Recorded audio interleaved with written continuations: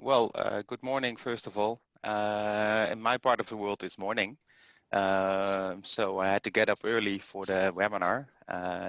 Getting up early is not my favorite thing to do, but Simon asked me very nicely to participate. And of course, I love to participate in this webinar. Also, Mr. Martin, thank you for moderating. Also on the attendee list, I saw some familiar faces. So that's also always good. I saw Martijn, Parnian I saw, and also Sarah is there. So that's also good. Well, I'd like to start a little bit, first a little bit about myself, but not too much. You can look that up yourselves. But basically, I have worked always in the built environment. And in different roles, from consultancy to developing. And the last 15 years or so, I've specialized in airport real estate. And I think my expertise is a little bit on in the combination of commercial, conceptual, and financial. And then I started AIREA. I used to work for Amsterdam Airport Schiphol for a long time. Then I started AIREA about 3-4 years ago. And basically, this is also a developing and consulting company about airport cities and airport real estate. So that's what I've been doing the last years. If you then look into the topic of today, then I would like to have a focus on what lessons could airports and we have learned from the current crisis of COVID-19. And of course, luckily, some of the flights are coming back right now, but it's still very slowly, especially in Europe. Flights are coming back very slowly, and also the load factors of the planes is still quite low. So especially the commercial flights are still reduced a lot. And that also raises the question, where do airports still get revenues from nowadays? If you look into that, then actually you can see, and I like to emphasize a term that's not so well known maybe, but I like to focus on non-passenger revenues. And we're quite familiar with non-aeronautical revenues, so basically the shops and food and beverage in the terminals. But I like to focus on non-passenger revenues because that's still those revenues are still in place, are still taking place at the moment in airports.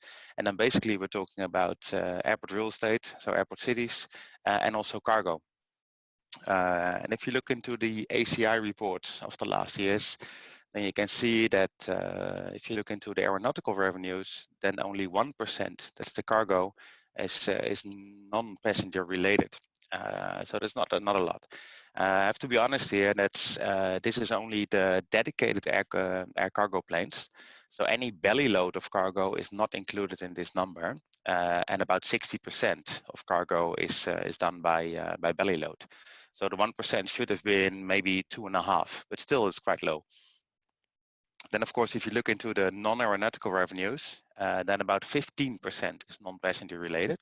And then we're talking about airport real estate slash airport cities.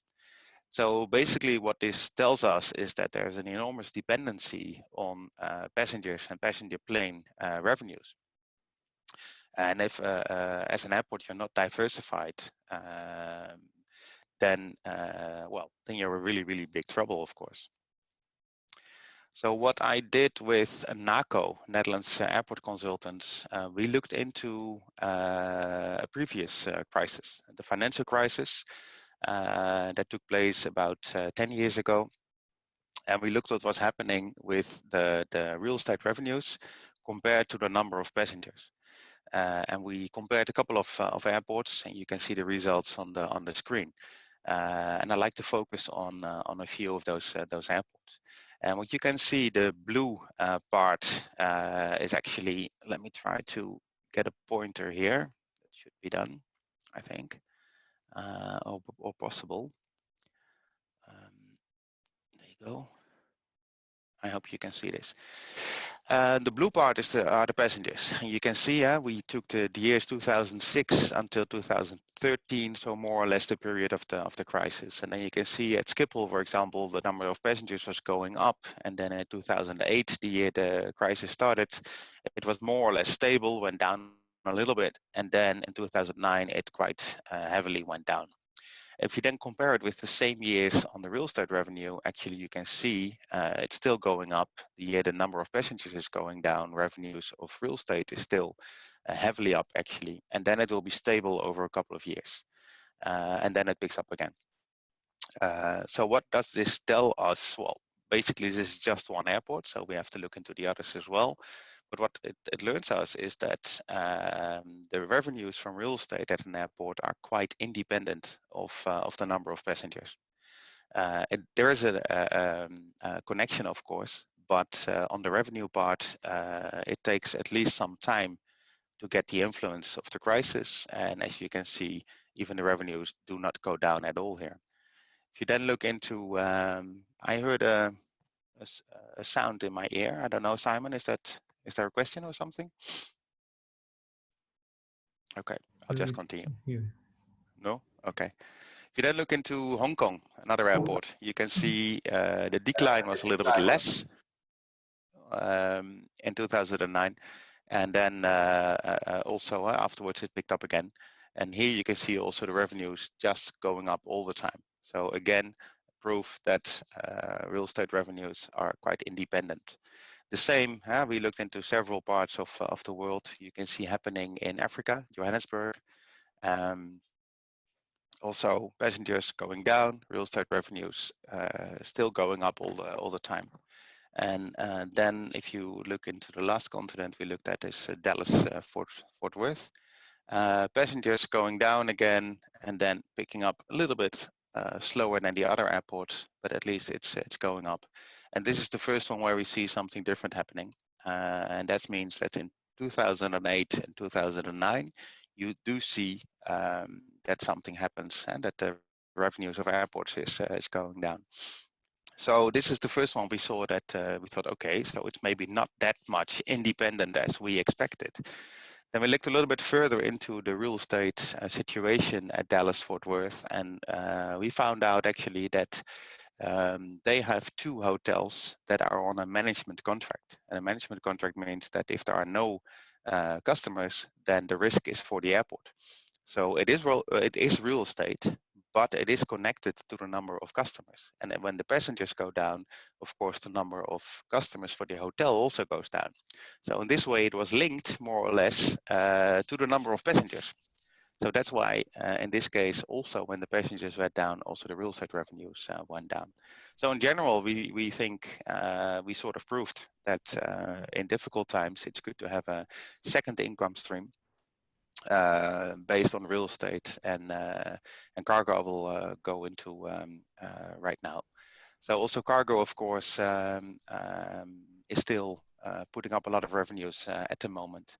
The demand is at first when the crisis started, it went down a bit, but it also had to do with capacity of the planes. And a lot of the flights, the commercial flights went out of business, and then of course you see that all the belly load is also taken out of the market. So that's why also some of the cargo numbers went down at first, but after that it picked up again.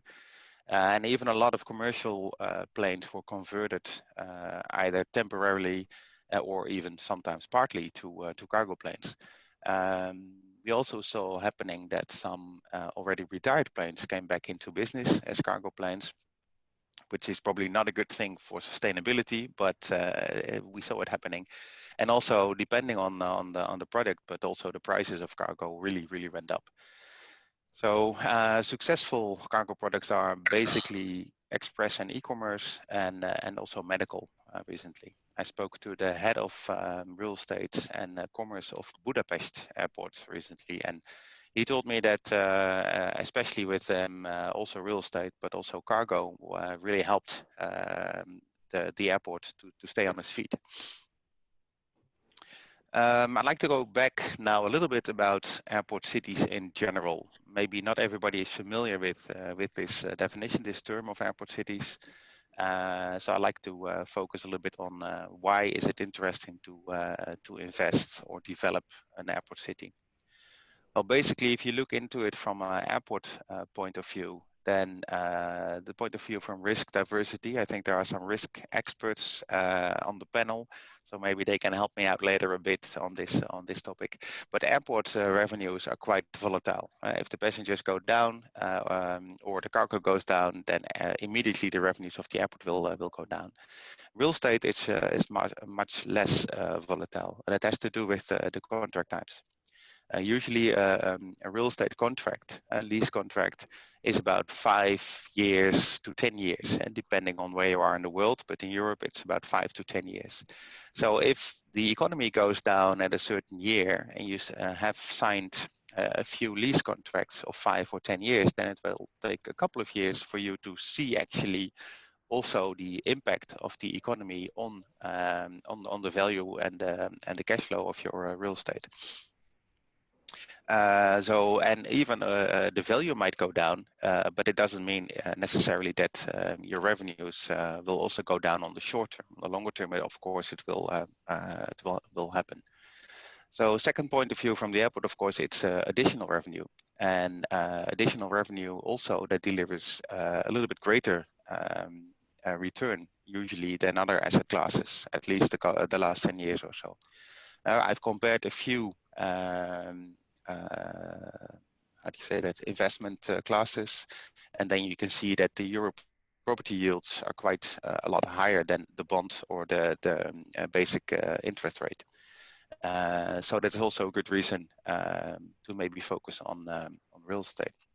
If you then look at them a little bit more from the perspective of the area itself, you have some advantages if you want to develop a business area at your airport. The first one is that with the airport itself, you already have your launching customer, right? If you build a business area somewhere out in the fields, then the first thing we always hear as real estate developer, well, we're waiting for our anchor tenant, and as soon as we have that, things will get rolling. But with the airport, you already have your anchor tenant. And with the airport, you already have also very good infrastructure. The highways, electricity, internet, things like that is already really good in this area. So the business area can benefit from that. And also the airport already delivers a lot of dynamics in the area. And the airport city with services, but also some offices or whatever other kind of businesses can benefit from these dynamics. So it does make sense to develop an airport city at your airport. Then the products of an airport city, there's a lot of discussion in the field about this, but in my opinion, it's quite wide and quite diverse. So in my opinion, parking, at least landside terminal retail, cargo and logistics, and commercial real estate belong to the airport city. And that basically has to do that almost all of these products are fighting a little bit to be as close as possible to the terminals, because the closer to the terminals, the higher the yields and revenues from these products are. But only two are part of non-passenger revenues, as we discussed a little earlier. Then another question I like to already answer before it's asked is about can any airport step into the real estate business? And I think the answer is yes, but you have to focus, of course, a lot on the regional real estate demand. If you're a small airport with not so much international connections, or maybe not at all, then you really should focus on the regional demand first, and maybe later, if your connections get more international, you can also focus on trying to attract some business. I think a big lesson we have learned in the past from airport cities is also that don't try to do everything yourself, at least not at first. Build relationships and partnerships, and let other companies do what they are good at. Also avoid taking too much risk. I see that too is not spelled correctly. I'm sorry about that. And I mean with that that if you own the lands, then find a partner who can put up the cash and some expertise instead of doing that yourself.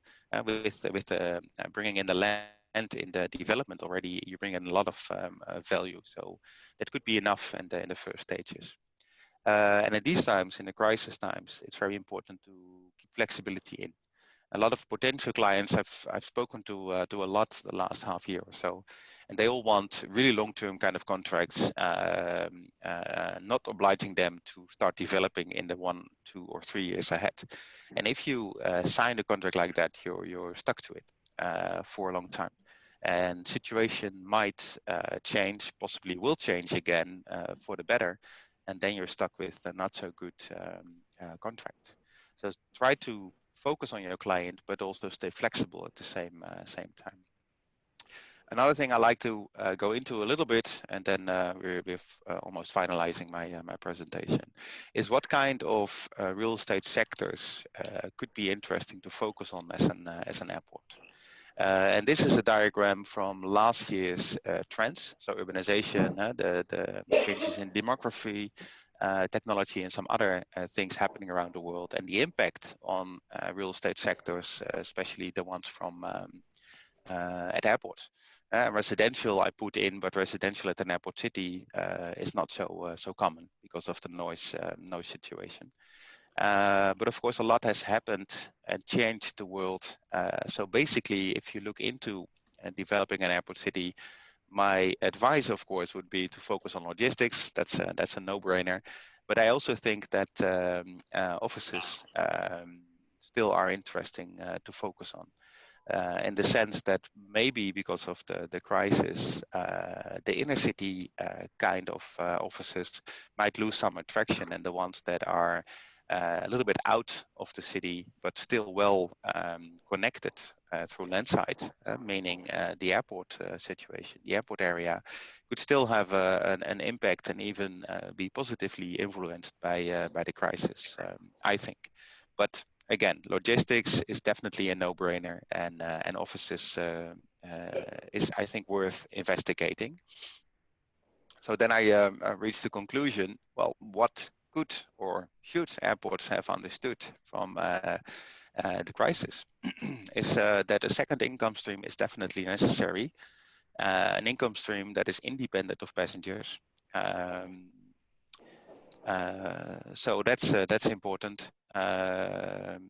Also, the lesson could be that real estate, airport real estate, is independent of the number of passengers. And the cash generated by airport real estate and also cargo is necessary in difficult times for the airport to stay alive instead of panicking and running to government and banks. And of course, you can depend on the government and banks. That's not a bad thing.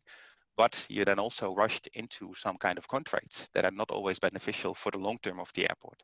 So the real estate will give you some time to really look into what possibilities there are to save the airport and survive.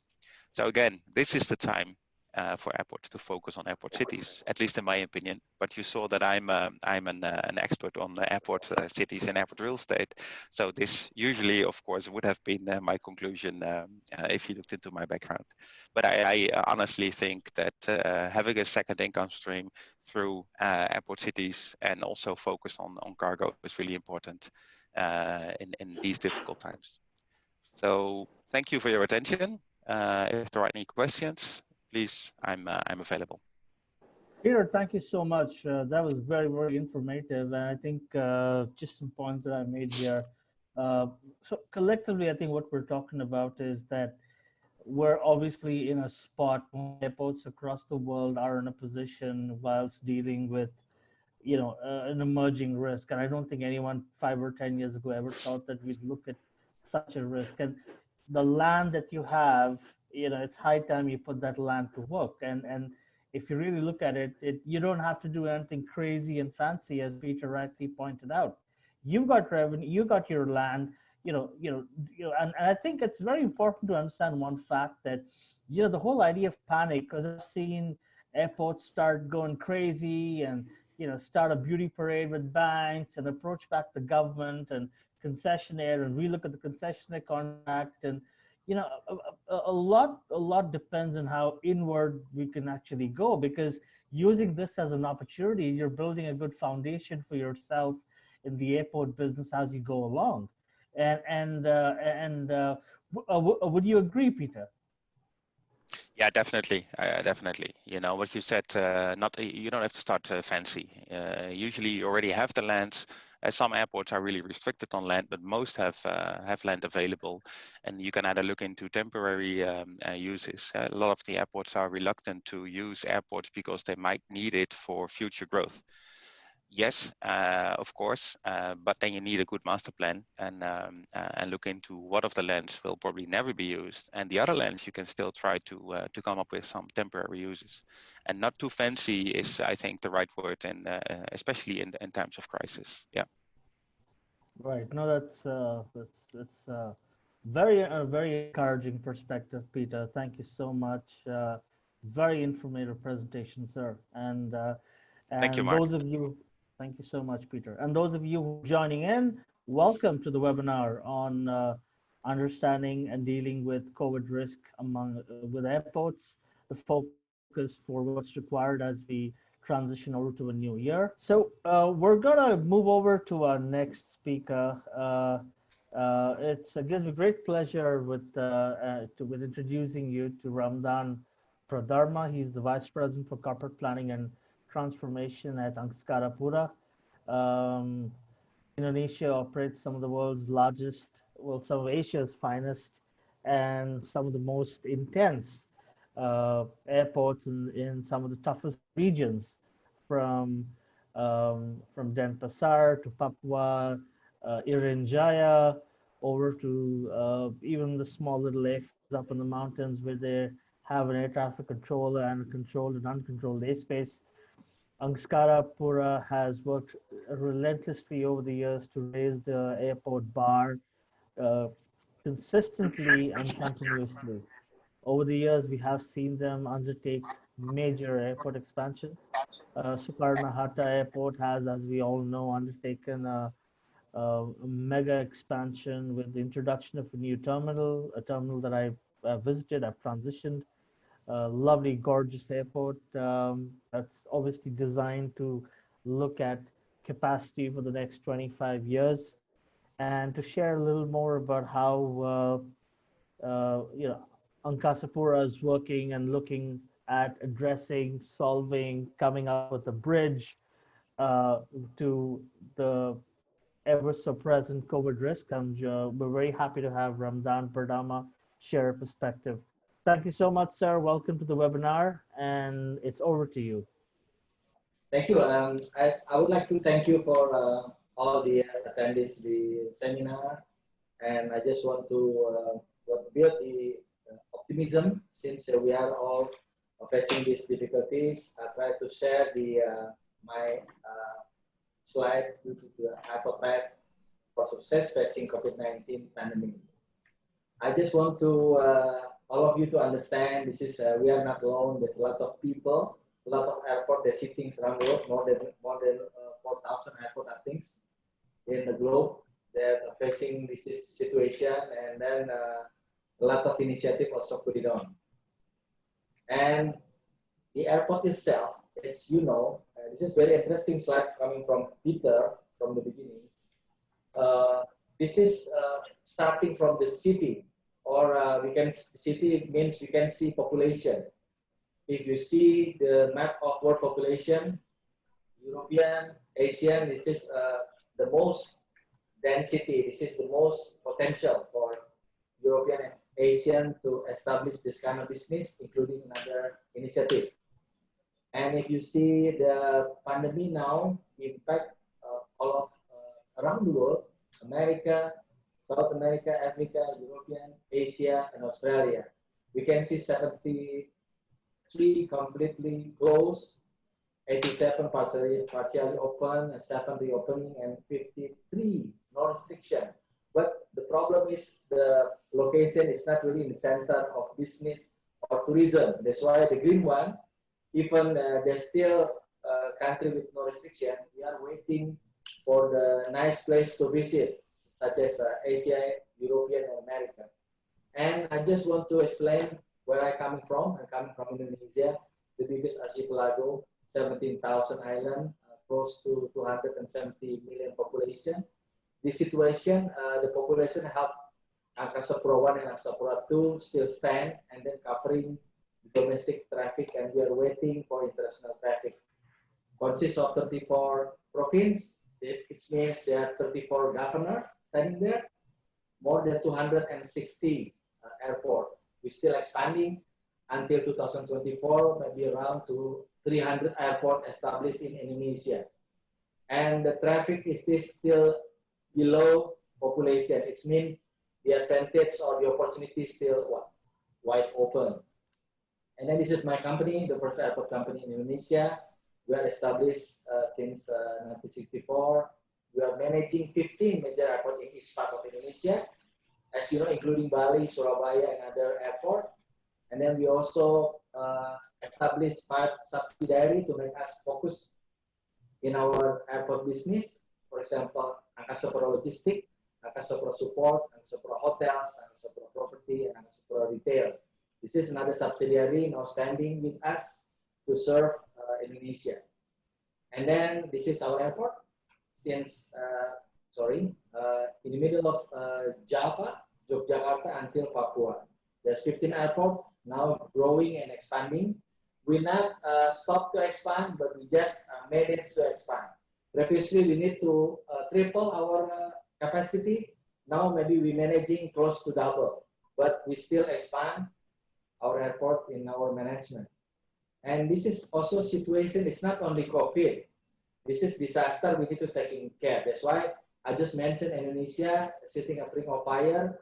We are experienced to taking care of this kind of force majeure. That is why we are, trained to taking care of any single issue, any single incident, any single disaster that coming to our airport. And technology. Pieter also mentioned technology. Technology basically, this is a kind of tools that we can be able to help our airport better. But again, since 1988, you can see the old technology that already appeared. Sooner or later, we are able to implement the kind of technology. Since 2008, for example, GPS touchscreen. This is a sophisticated technology. We still use it until now. And the other ones, 2018 technology just coming, blockchain, hyperloop, artificial intelligence, biometrics. This also help us to help every single customer to pass it the airport much better, much secure, and much more safe. But again, this is kind of technology.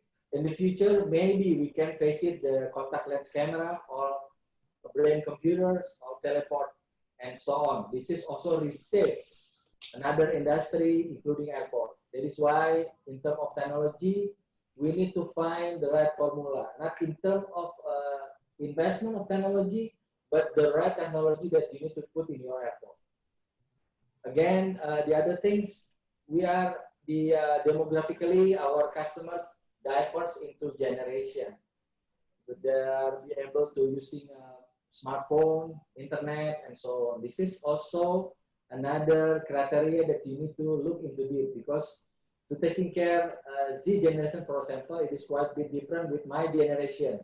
I'm sitting as an X generation, different kind of criteria, different kind of requirement. Even I love to taking picture like millennial, but I'm not millennial, but I still love to understand how millennial behave and impacting our airport. That is why, in terms of technology, this generation, you need to consider to put the right formula to your airport to help better and serve your passengers nicely and increase your penetration.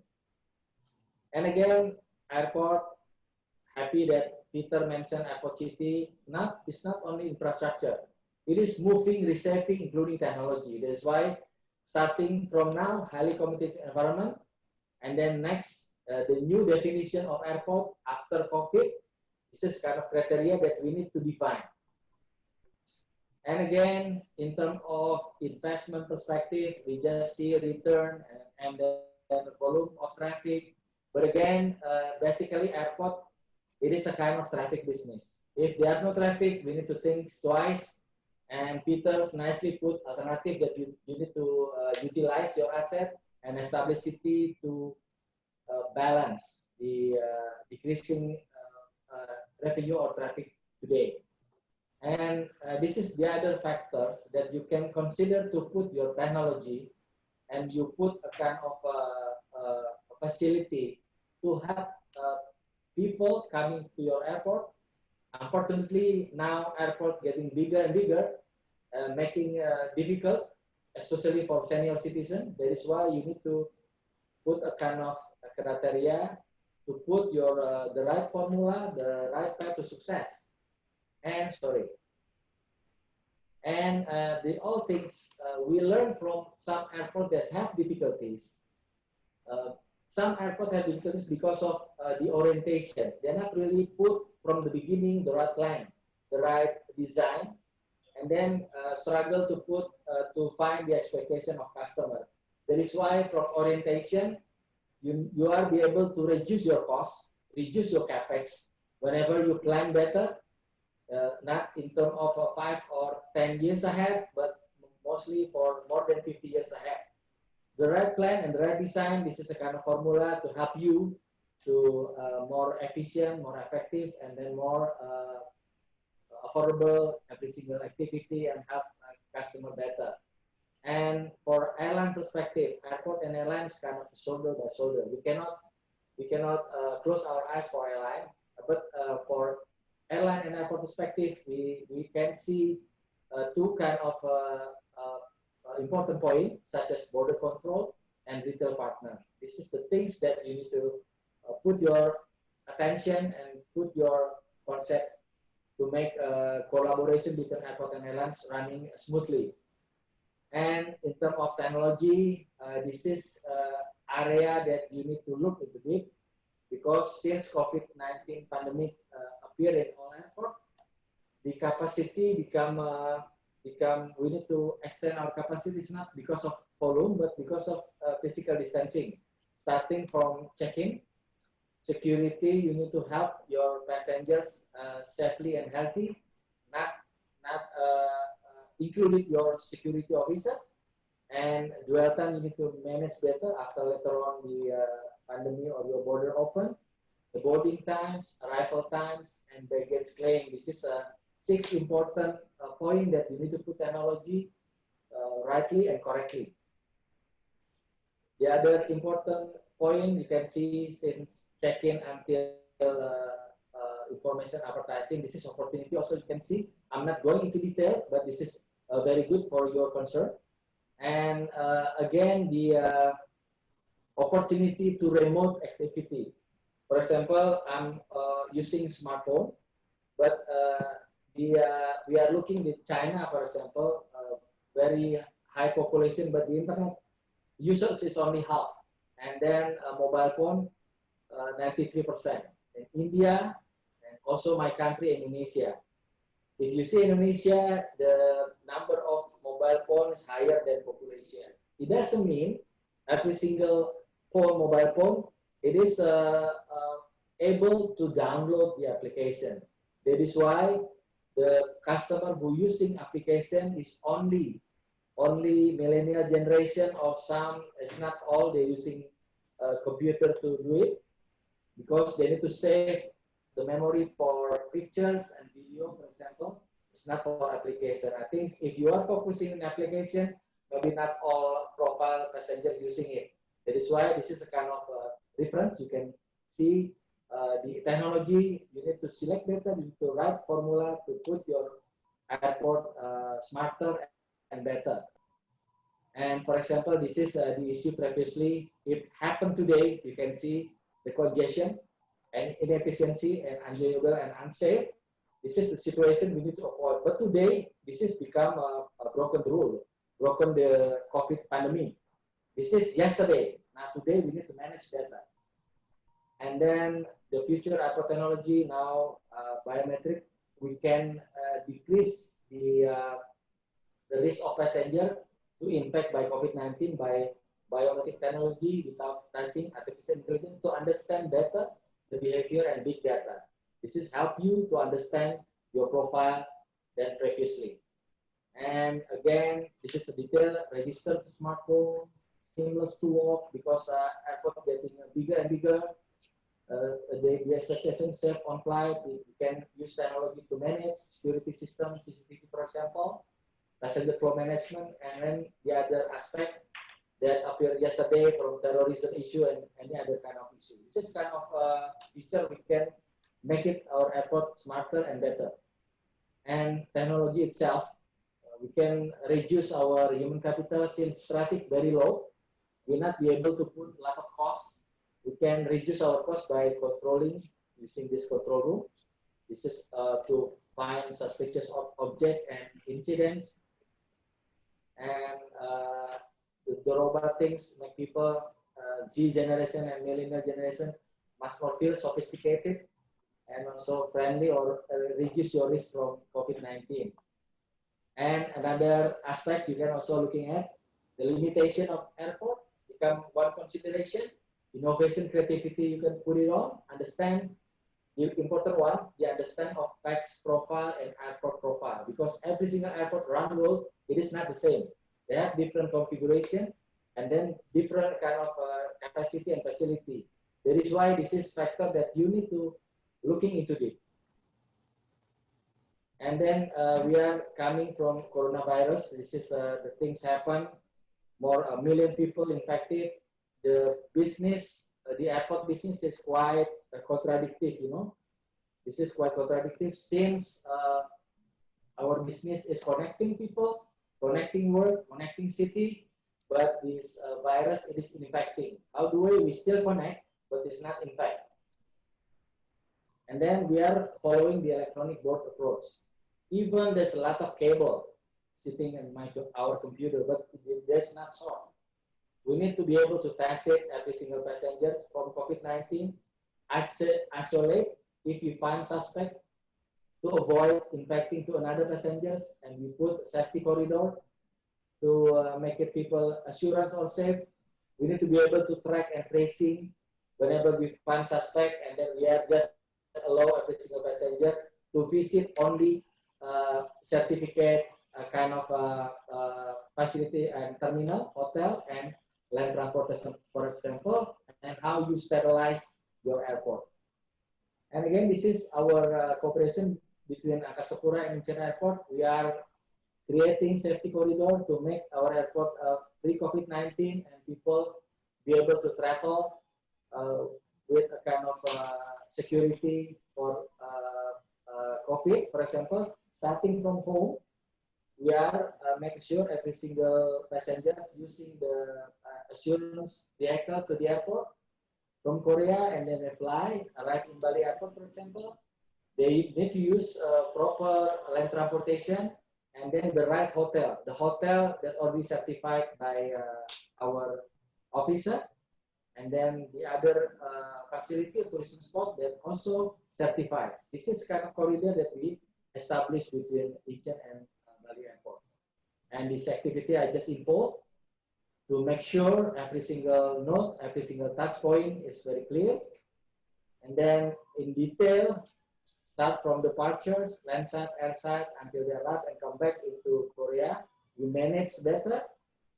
And then overall, start from preparation, we assess and doing workshop to make understanding between parties and implement this kind of corridor to allow people fly with COVID-free airport. And this is the activity that we just passed. And even COVID-19 appears in Indonesia, we still expand. But now our expansion, it is not triple, but we need to manage until they adequate, sufficient, and also comply for COVID-19. I think that's my slide. Thank you very much. I give to Mark as a moderator. Thank you. Thank you so much, Ramdan. Thank you so much. Yes, here we are indeed.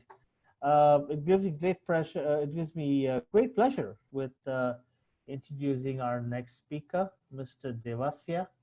He is the General Manager and Head for Enterprise Risk and Corporate Resilience at Bangalore International Airport. Bangalore International Airport is one of the first brownfield airports that commenced in India. The airport has had several strategic partners and owners from Siemens initially to the government of Karnataka, later on GVK, and the airport is at the moment in a state-of-the-art expansion, which includes a second runway, a second terminal. Bangalore Airport has taken radical steps with not just looking at an airport city per se, but more as a airport retail and entertainment zone with pubs and bars and beer gardens and shopping and so on. The Bangalore airport has over the years evolved itself to being a prominent region driving traffic not just in Bangalore but also in the southern part of India by positioning the southern part of India as a very strategic entry point or a portal into India. Mr. Devasia is a member of the ACI, World Facilitation and Service Standard Committee. He's been the winner of Continuing Resilience Professional Sector Award and is currently the chairman of the Aviation Council think tank by BCI. Please join me in welcoming Mr. KG Devasia. Thank you very much, Mark. And good morning, good afternoon, and good evening, everyone. It's a very August gathering, and I'm sure the previous two presentations were actually brilliant. A lot of learnings are there, some good points which I have also got. I heard from Pieter telling airport business aviation is actually building up relationship fundamentally, and I have no other words to say. It's merely building up the relationship between people, nations, or I can say different part of the world is getting connected through the airports and aviation. So when such a brilliant stage is set up by the previous speakers, I thought I will just focus on a little more about COVID, and Simon has selected a beautiful topic, navigating through COVID-19. And that's actually very, very relevant today. I think it's learning and experience is one and the same with the most of the airports or the aviation community across the globe. Everybody had to jump into a situation which was unprecedented, and they had to live up to the expectations of the requirements emerged from the COVID situation. I just, when I say all these things, the fundamental thing is the reality that COVID actually is the black swan of this century. There are different schools of thinking or school of thoughts are there, whether it is the black swan or whether this is almost similar to nearby. Multiple thinkings are there, but I would like to call this as the black swan, and we cannot expect anything bigger in the recent or in the coming future or something like that.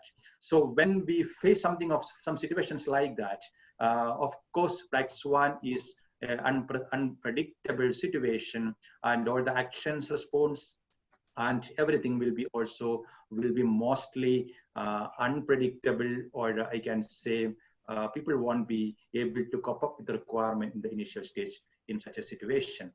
You all know, I'm not going to the history of the COVID story, but I would like to say I started monitoring COVID situation on the 19th of December 2019, when I saw a small newspaper clipping, and it was just a very small one in the second page of the newspaper, and it got attention.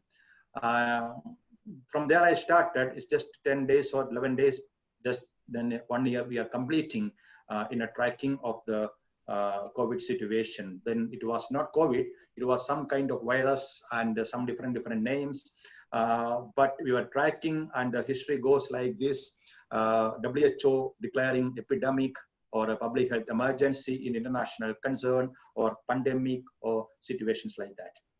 Okay, so ultimately nobody was having a clue on what actually the kind of situation going to happen and how we need to get adjusted with that one, how we should address that one. No clue, no idea.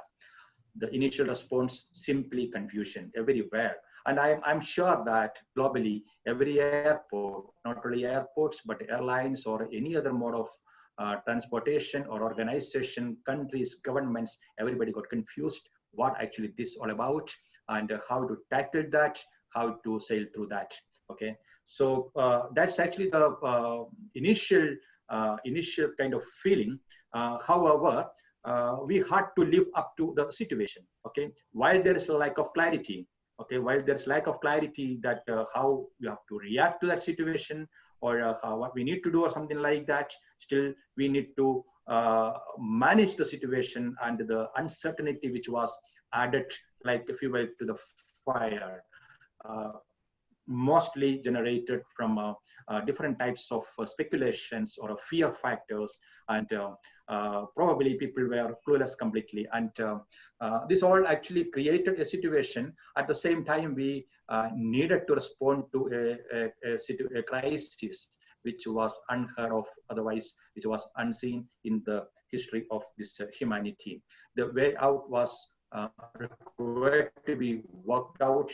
And in our airport perspective, if I say something slightly different way, how we looked at the situation there, we had to come together, we had to get organized faster. What we thought that, whatever may be, whatever going to happen, we do not know, but still, whatever the situation is, still we will be, we required to be, get organized, and we have to start fighting against the situation in a better organized manner. For that purpose, we thought we need to have a single point coordination. Globally, we have something called incident command system, and the similar system we had to, but without having any clue on how to fight the crisis. Okay? And also, we felt very, very quickly that in the month of Jan 2020, early January itself, we found that we realized that this single point coordination is not sufficient enough, but the people need to have to be empowered with all kind of authority instead of waiting for a kind of hierarchy-based approach. The person who or people who identified for containing such situation, fighting such situation, should be given the authority, and that authority is not only in decision making, but in the financial aspect as well, or to network with the multiple agencies actually. Okay?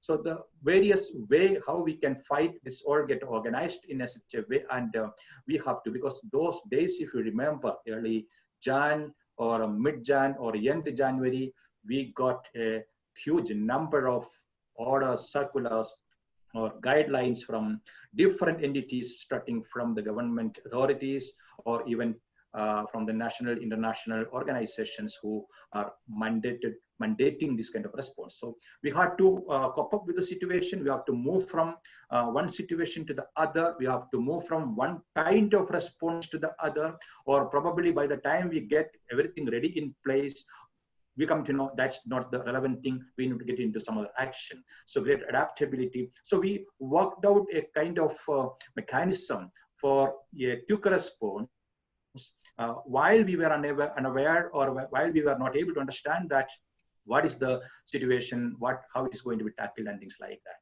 So the strategy was mostly focusing on monitoring or what is happening in and around the country, not only in India, but from other parts of the different parts of the world, different organizations, different statutory bodies, what kind of monitoring the situation. And equally important was actually protecting our community, because we said already, the relationship is very important. The confidence is very important among the community, the aviation community or the airport ecosystem, to ensure that we are doing the right job, and we are also taking care of the people, so that they will come to the work and they will ensure that the business is running, or taking care of the passengers' arrival, departure, and things like that. So then other thing was not only protecting, then preventing, that again going with the multiple mode of introducing multiple ways of containing the situation, by preventing that by screening, health screenings or things like that, and supporting the other organizations within the community. Because airport operators are normally the lead agency who controls or coordinates everything what happens in the airport. even if it is airlines, if it is ground handlers or different service providers or supply chain, still airport has to get into support the other organizations for them also to survive and move forward. So the approach was focused mostly on the screening and hygiene. I'm not going to elaborate this area because everybody has done almost a similar kind of approach with the, but only the difference what I wanted to highlight here in the month of Jan, even before the ministries or even before the global guidelines are in place for a standard way of responding, we thought we have to do it, and we had to take up with the measures like screening, hygiene, or mask or fumigations and things like that, and which probably helped us to build the confidence across the 30,000 employees in the campus, and also taking the absolute care of the employees and the people like that. But later, we realized that it's not sufficient enough to do that. We need to get organized for better shape, because this is not going to be just over in a day or in a month or something like that. We needed to have, we understood that it's going to be there at least for 6 months. That was the calculation at that point of time, at least for 6 months. Now it's almost 1 year, and we are again clueless globally when it is getting over. Even after the vaccine, whether it will be, situation will be back to normal, we are not sure still.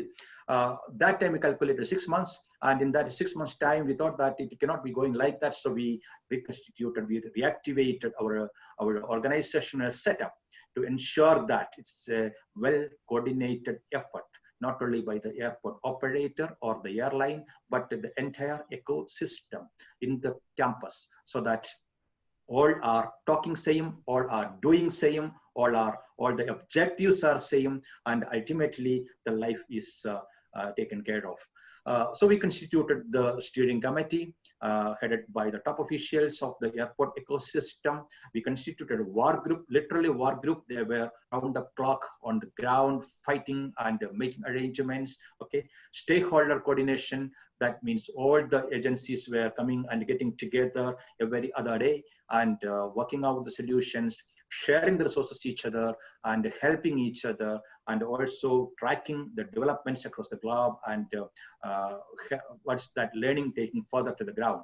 And also the regulatory coordination, which was mostly from the government of India, government of Karnataka, and much little beyond that, the World Health Organization tracking daily briefings and things like that. But this all existed in our DNA. This all existed in our DNA. It's all part of the crisis documentation.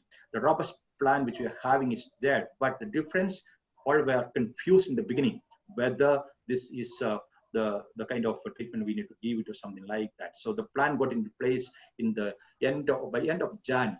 A very systematic approach was initiated at the airport to fight against the COVID. When we are almost in that stage, the government across the world started declaring lockdowns and shutting the operations or shutting the governments or shutting down the country itself like that. And even much before India doing that, some other countries started lockdowns. So it was good learning for us to understand what kind of challenges are going to be there, or how we need to address such situation if it needed to be implemented in India.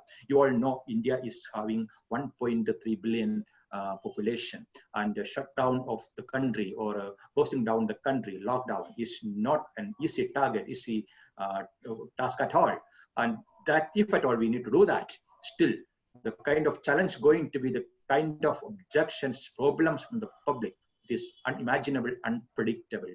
But the lockdowns declared in other parts of the world, at least in 1 or 2 countries, was greater help for all of us to understand how we need to react to the situation and what kind of preparation we need to do in case something comes in India like that. Not very late, we also got the lockdown, and the larger issues started popping up. The major issue was parking of the aircrafts in the airport. Okay, while we are having first of all, we are not having sufficient parking stand in a peak time operations or in the night. In such situation, even if a lockdown is there and the flights needs to be parked at the airport, how are we going to manage that one? It's airworthiness. Okay, so multiple areas were there, but we could do some kind of planning in advance. based on the experience from the other part of the world actually, and that's one. And it was well managed. Then insufficient space for the aircraft to park created. Of course, some of the photographs are not from India, from other part of the world actually, but similar situations were there in India as well, not only in Bangalore, but in other major airports in the country as well. And also the cargo, a huge amount of huge quantity of cargo was already in the cargo warehouse and the cargo terminals. Now, none of those things were able to be sent forward or backward. It's just stock there and getting into perishable kind of stuff. How to manage that? That was another challenge which was actually emerging. But anyway, not too late. The cargo business pick up like anything, and even during the lockdown period, the cargo operation restarted. And as I heard in the previous presentation, cargo was one of the most important activity happened. Cargo movement was actually one of the most important activity happened during the lockdown periods, or the major shutdown happened in other parts of the country or the world actually. Now the focus again had to be realigned, or I could say resynchronized actually with the new requirements in the given situation, and mostly that was of the passenger support. That's because multiple kind of, although the normal operations were suspended later, the passenger operations were there in a different shape. Okay, and that need to be taken care. At the same time, the fear factor is there, the confusion's still there, uncertainty is there, and the employees are reluctant to come to the office out of fear what's going to happen, but they have to come. And again, the support which are required from around the airport and within the airport, the villages around, okay, multiple challenges from the community system, and also the maintenance of the infrastructure. Once the COVID got almost into the peak, most of the infrastructures were unused to a great extent. Okay, one point of time we never had space in our airport, but once the lockdown is there, operation suspended, airport is first time empty in the history. Okay, and we cannot switch off the power, we cannot switch off the many of such installations, because if you switch off, that's going to make another problem of worthiness or the functionality once we need to come back. So maintenance, regular maintenance of that, irrespective of the odds and challenges, was the major issues which we had to tackle at that point of time. Coming to three major set of activities happened during the off period or the lockdown time. Was the freight movement I already mentioned. The largest cargo movement ever happened during this time, and country or the world needed to have. Every airport, that's a situation. And repatriation of our own citizens from different parts of the world back to India, and also the evacuation mission, and also the officials or people stranded in our country who wanted to go to their own respective nations. Okay, so these all were the major three operations, and even today, these are the major operations happening, just other than the domestic operation, which is almost into 70% now. Resumption was a task which most of you have undertaken with the meticulous planning, because everybody had enough time, 2 weeks or at least 2 months, or in certain situation 1 month. Enough time was there. So for you, it was, for all of us, it was very far better than the initial stage that we could do some better way of planning. And that's what in India also happened in every airport. So we got enough time, or probably we can say that comparing to the initial stage, we got sufficient time to reorganize the supply chain or the stakeholder engagement.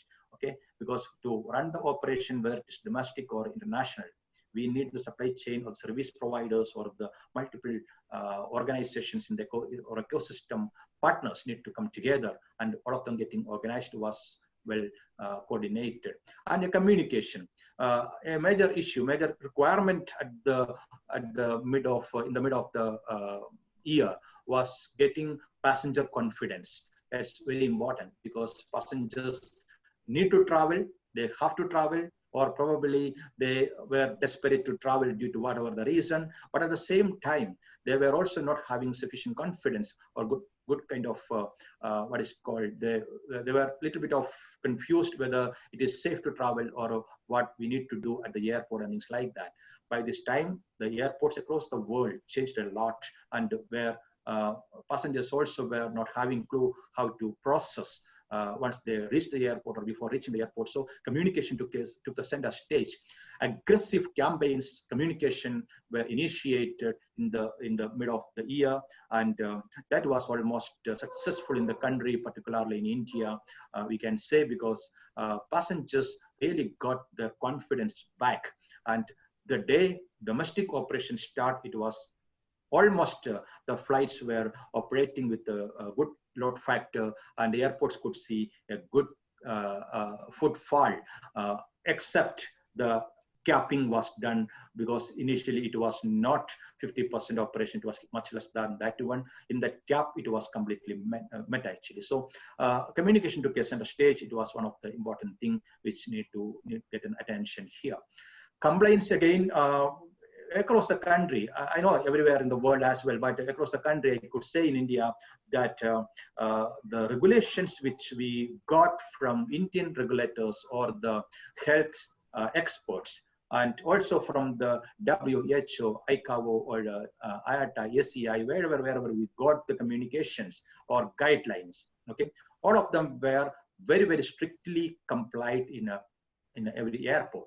And that's one of the important points, again, needs attention.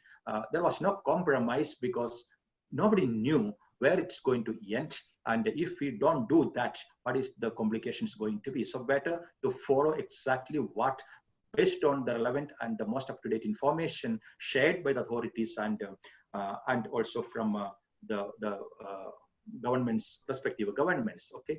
And what we could observe when the operation restarted, it was not the normal airport. It was something different, okay?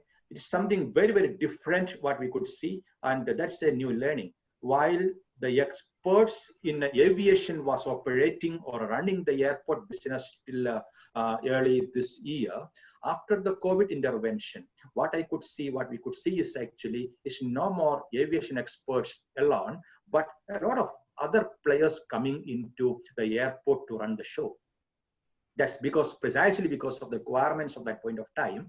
And one point of time, if anybody or any organization given little less importance to any kind of safety, security, crisis, or resilience initiatives, or such functions, if got less attention, then during this COVID time, what we could see, such functions got the center stage and converted into core functions. Everything around or in the airport was running just or revolving around the crisis management or the emergency management situation.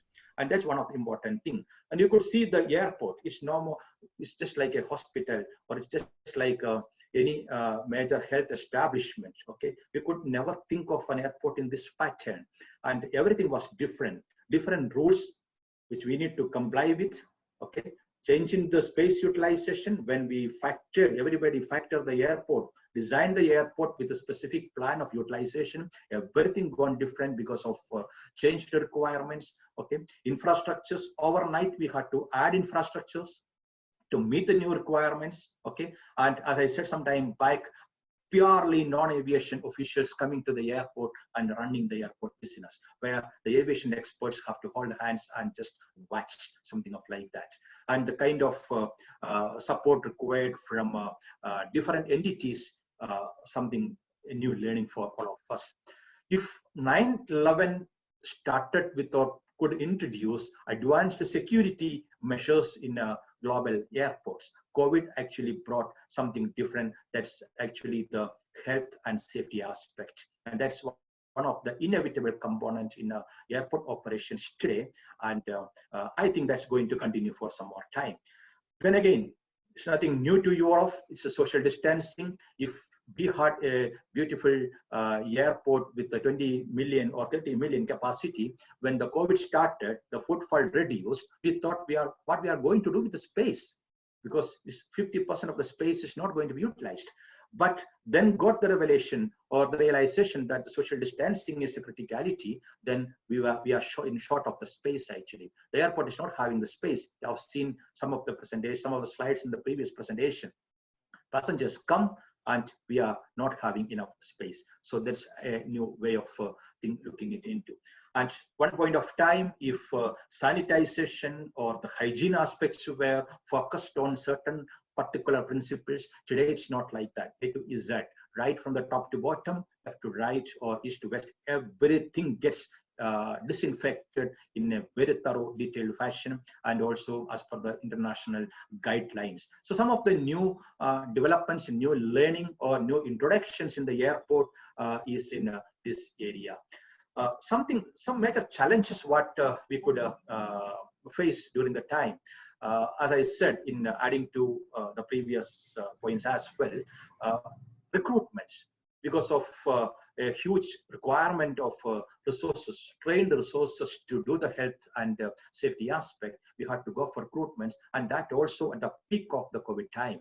So we had to do such recruitments in 48 hours to 72 hours, and also go for procurement of materials which we never thought of to be part of the airport procurement. We thought of the runway friction machines or CFTs, major equipment, that's all understood. But today, that's no more the criticality. The criticality is going for something different.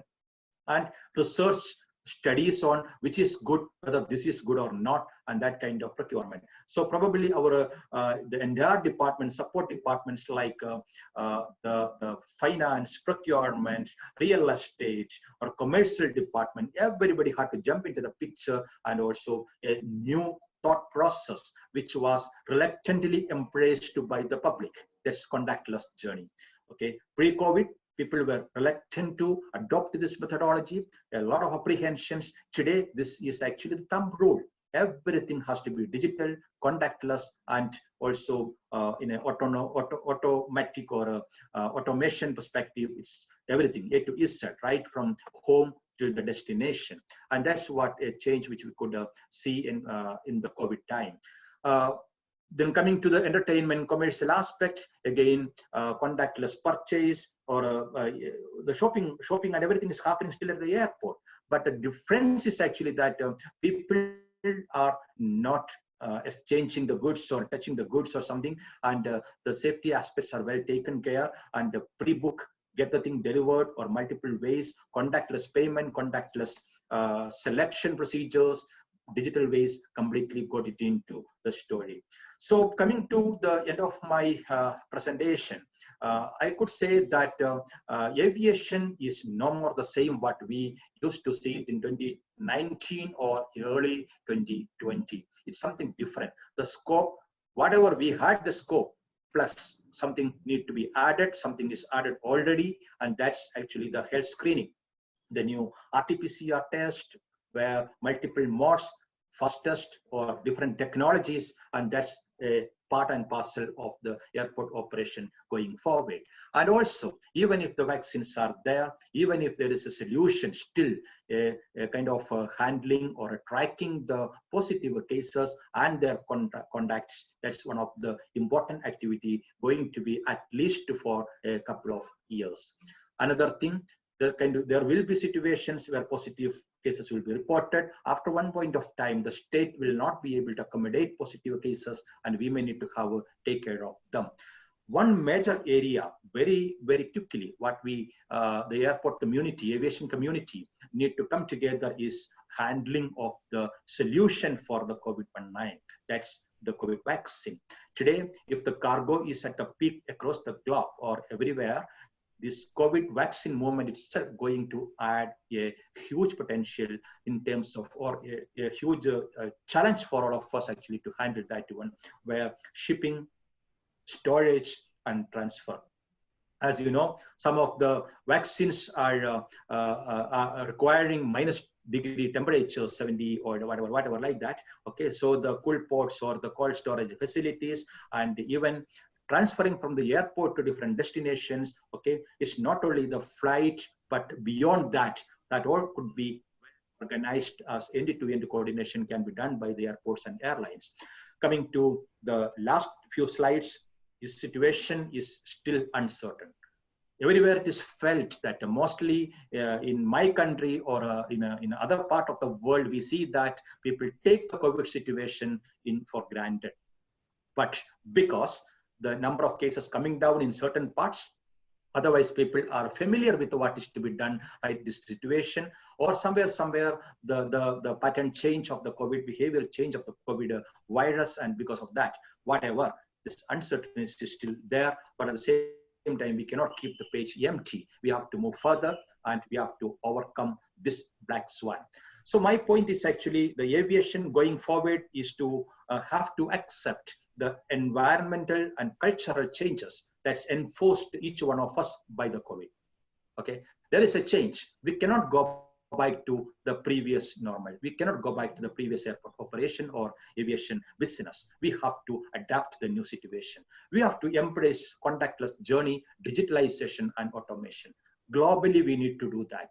If one airport or one country doing is not going to make 100% result, but globally we have to go for contactless journey, digitalization, and automation. Another important thing, we have to evolve global standards to avoid diverse quarantine norms. If today, if you're traveling, UK may be having something, India will be having something, US will be having something, Middle East is something different again. Okay, so that's all making difficult for the passengers. So we need to have a global standard and one particular pattern everybody has to follow. And that should be the way forward for even taking the aviation to the next level. Exploring common tools, okay? That's another thing. I could see SEI has initiated a couple of initiatives now, and World Economic Forum, multiple other entities started with something, but we need a common tool where the destination, when the passengers or people are traveling at the destination, they should be free to move around, okay? Before boarding the flight, they need to have whatever the formalities completed, and globally that needs to be fetched, and we need to have a system like that. And also, not the least important, most important thing is actually like the equal importance to health and safety. Wherever in the world, certain part of the world is not giving much emphasis to the health and safety, that component need to be given more emphasis going forward. And it should not be when a situation comes in, but all the time that has to be. So I would like to say that accept the situation, adapt that one, and move forward. If any questions or any inputs, I'm glad to receive that. Thank you so much, Doctor, for your presentation and your message. And we have a question from Sarah Proctor. She is director at Copenhagen Optimization of Copopt. Her question is, during COVID-19, have you seen any opportunities arise? Has your team impressed by thinking differently? Has something really helped? And improving ways of working, use of data, perhaps?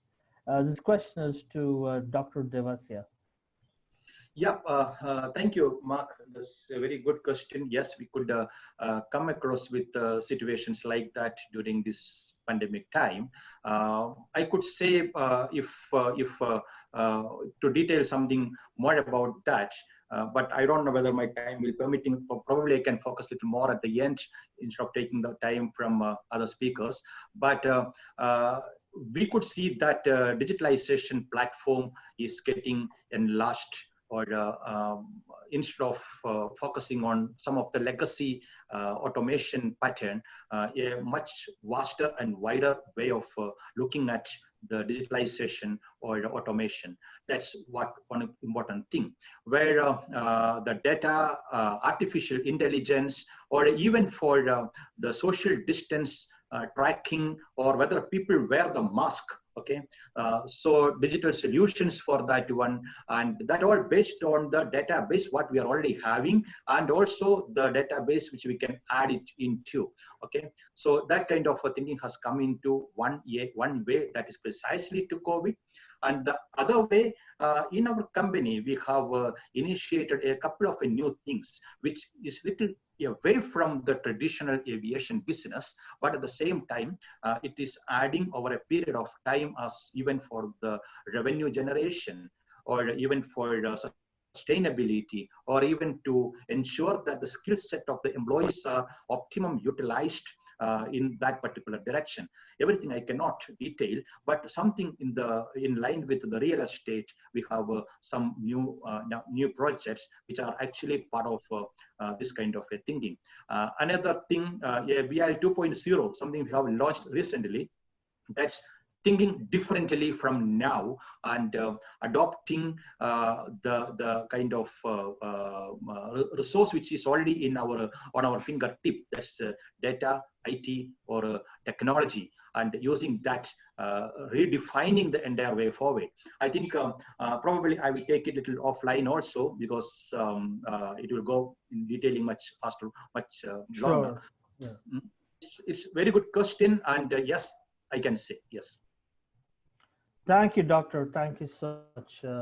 And thank you for your time. Our next speaker is, it gives me pleasure to introduce you to Mr. Dineshkumar C. Dinesh is the head of operations in Cochin International Airport, one of the first airports for quite a lot of action and traffic, because as you, not sure if you're aware, but in the southern part of India, there's a large workforce that supports the Middle East region and Southeast Asia with the mostly skilled and unskilled labor.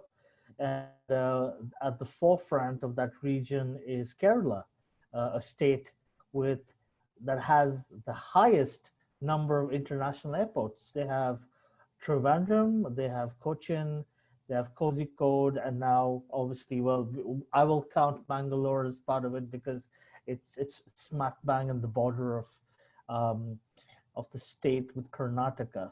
Dinesh is a BTech in civil engineering. He's an MBA with human resources as a specialization. He's been in the airports environment and the airports business for 25 years. He's expert in airfield and pavement design, master planning of airports, and also looking at integrated airport operations management and airport safety. Dinesh, welcome to the webinar. Thanks, Mark. And good afternoon, everybody. My friend, Mr. Devasia, had given a very detailed presentation, what's generally happening in India. I'll quickly run through the issues, what we have faced, what Cochin Airport has faced during the COVID, and what all the challenges. We'll have a quick run through. A quick aerial view for Cochin International Airport. Okay, this is just a brief of the Cochin Airport. We were the first private public partnership airport in India. And we started operation during the year 1999. And the success story of Cochin International Airport, that actually acted as a triggering force for the further investment in Indian aviation infrastructure. That was the major factor, the success of Cochin Airport. We were the first fully solar powered or power neutral airport in the world. And this was well recognized by Union last year. We had continuously getting the best airport award for 5 to 15 million category. Since 16, 17, 18, 19, we had got the award for the best airport. And of course, if we look at the passenger point of view, we were not much related in India, but we were in the 4th in the international point of view and the 7th all over India statistics. Okay, actually Cochin Airport, Kerala was as Ms. Mark was put in his introduction speech, Kerala was the major workforce into Middle East countries. Almost 10% of the Kerala's population working on different parts of India, mainly in the Middle East. Skilled and non-skilled workforce of Middle East is by Keralites. And we were been acting as a gateway airport to Kerala into the Middle East. The COVID has started a major hit to Kerala because we were major human factor exporting to all over the world. So the COVID started hitting in India in the January, and there was a direction from ministry to start the international passenger screening, and thereafter all passenger screening from 21st February. But when we were getting the symptoms of COVID hitting in the country, we interacted with the National Disaster Response team, and a team of disaster management team visited Cochin International Airport and done an exhaustive training to all employees. Most of the agencies participated in the training, how we have to manage the COVID situation, which is going to come in a wider way, globally a wider way it's going to come. So how we are going to manage, that is the first training given to the Cochin Airport team. And three things they were highlighting that time during the month January. There were three things were being highlighted that time itself. One is avoid social gathering. Second one, have always quality and rich food. Third one, have personal hygiene. Instead of all that time, the mask issue, all those was not much getting popular, and the mask was only to the people those who are having a symptom of COVID symptoms. Otherwise, normal public or normal airport employee, they were free to work. I think these three things were highlighted by the National Disaster Team, and that was very relevant even now. And we have been asked to suspend the international schedule operation and domestic operation almost on the March, and the country has gone to the lockdown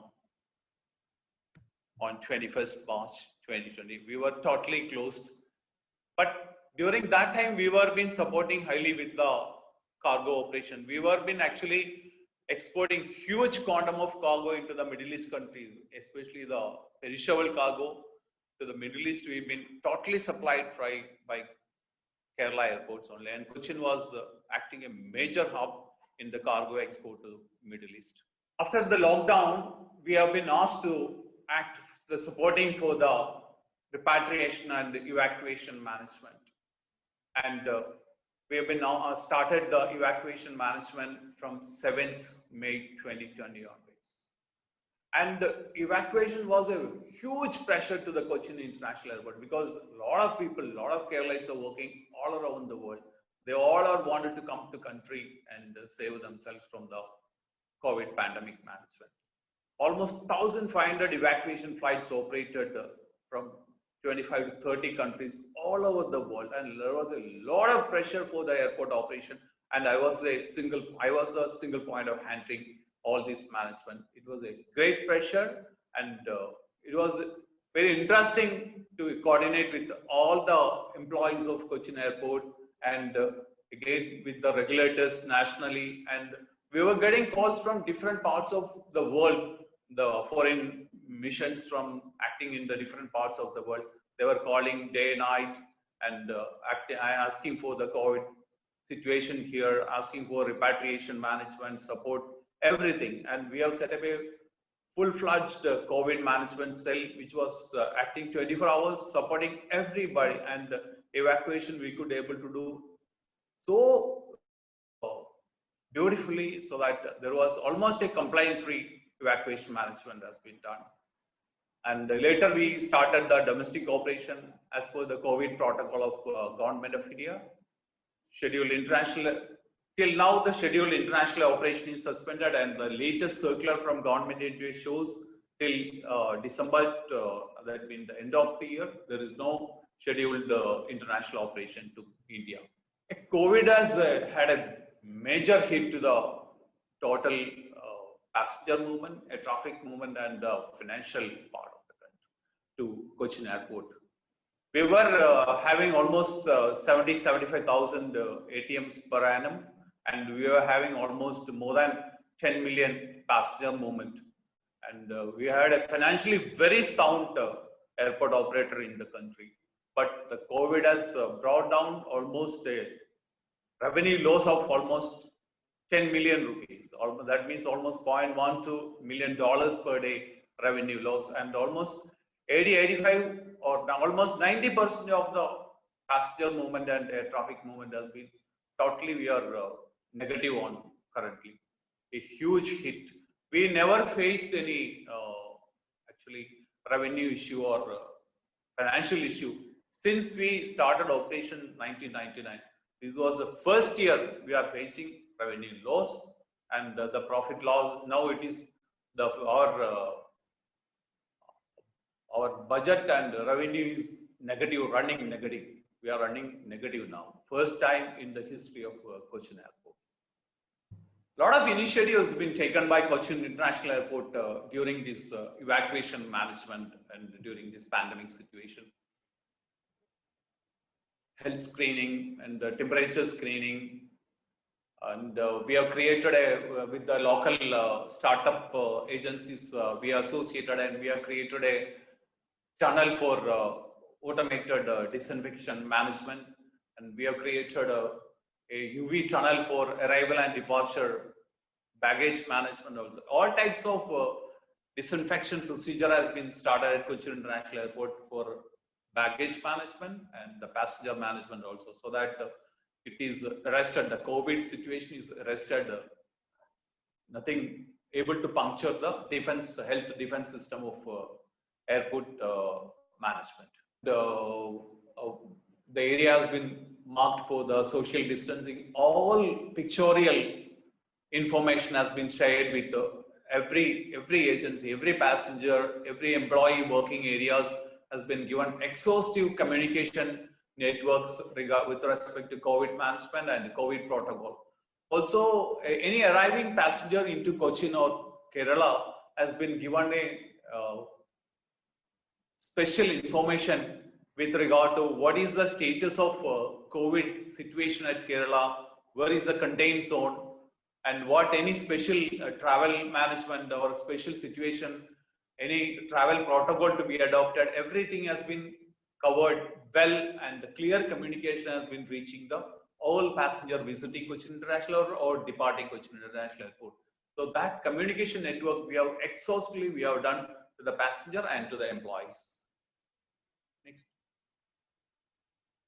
Next slide. And because when we are on all the arriving passenger, when they are coming out, there could be a temperature screening wherein we are identifying symptomatic or asymptomatic. When of the passenger, quite a lot of passengers were on the symptomatic side, and they need to be separately brought to the city side of the terminal, and a separate protocol has been derived, and a huge fleet of ambulance has been mobilized through government, and they have been directly straight away sent to the special COVID testing centers for further evaluation and all.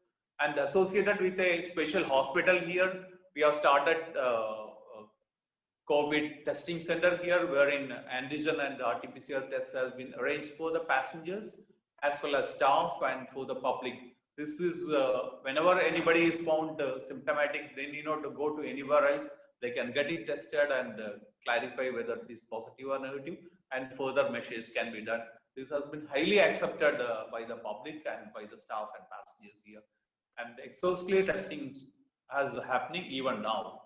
The challenges during the COVID situation, what we have faced, mobilizing the workforce during the lockdown, because during the lockdown, the entire government system has been under the control of the security force and the police.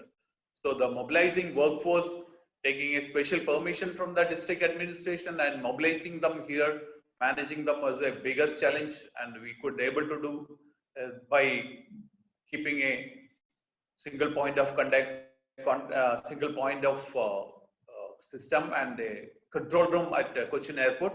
We could able to manage the mobilizing of the workforce. And there was a huge demand. I was telling almost 10% of the Keralite population is working abroad, different parts of the country. And there was a huge demand for the evacuation operation into the country. And the slot constraints also, because we cannot accept a flight until otherwise the entire passenger reasonably they have been moved out of the terminal, because there is a protocol declared by the government of India, because evacuation management and the passenger has to be exited from the aircraft on a small group by group, so that after clearing the entire passenger only the next flight has to be accepted. But there was a huge demand for the evacuation, and we could able to with the slot constraints, coordinating with all regulatory bodies, we could able to manage it, even to the extent of 25-26 flights per day, because we could able to take almost 45 minutes for clearing one flight. Then only next flight passenger has to come. So there was a demand for 25 to 30 flights per day, which was a very, very difficult challenge, but we could able to do without much problem. Then risk of community spread and critical workforce, because during the COVID management, everybody can understand that a lot of workforce, especially on the group D level workforce for the housekeeping management and clinical housekeeping, then the baggage management, all those workforce has been from the 5 to 10 kilometer radius of the airport. Mobilizing them as a very big challenge, because there was a lot of spread within the community. So we don't know whether people are affected or employees are affected. So that was a very big challenge, and we could able to manage it. When there was when the evacuation happening from the abroad, the first evacuation protocol or the priority government of India has fixed was for the aged or pregnant ladies or children. So there was a lot of demand for stretchers, wheelchairs, and the risk of these employee staff contact. How to manage it? That was a biggest challenge, and that also we could do it by using a huge quantum of special COVID protocol materials and COVID dress code, everything we could manage it. Overall, the passenger processing, because a lot of pressure were with the regulatory bodies, immigration, customs, health screening staff, everybody were under a lot of pressure, and we could able to manage it by coordinating with the regulatory bodies. One of the biggest challenge we faced was the collection and disposal of the total PPE, because majority of the PPE material used were the plastic material, and the full PPE, sometimes the passenger wearing the full PPE, and there was a huge quantum for example, if Emirates coming with a 777 with the 380 passenger, and most of the almost 90-95% of the people are wearing the personal protection dress, and once they are almost out of the regulatory screening, they will dump it on the airport itself. So properly collecting and disposing this PPE was a very big challenge, because every day we were getting 25-30 flights, and most of the passengers wearing this PPE. Collecting and disposal, we could able to manage it.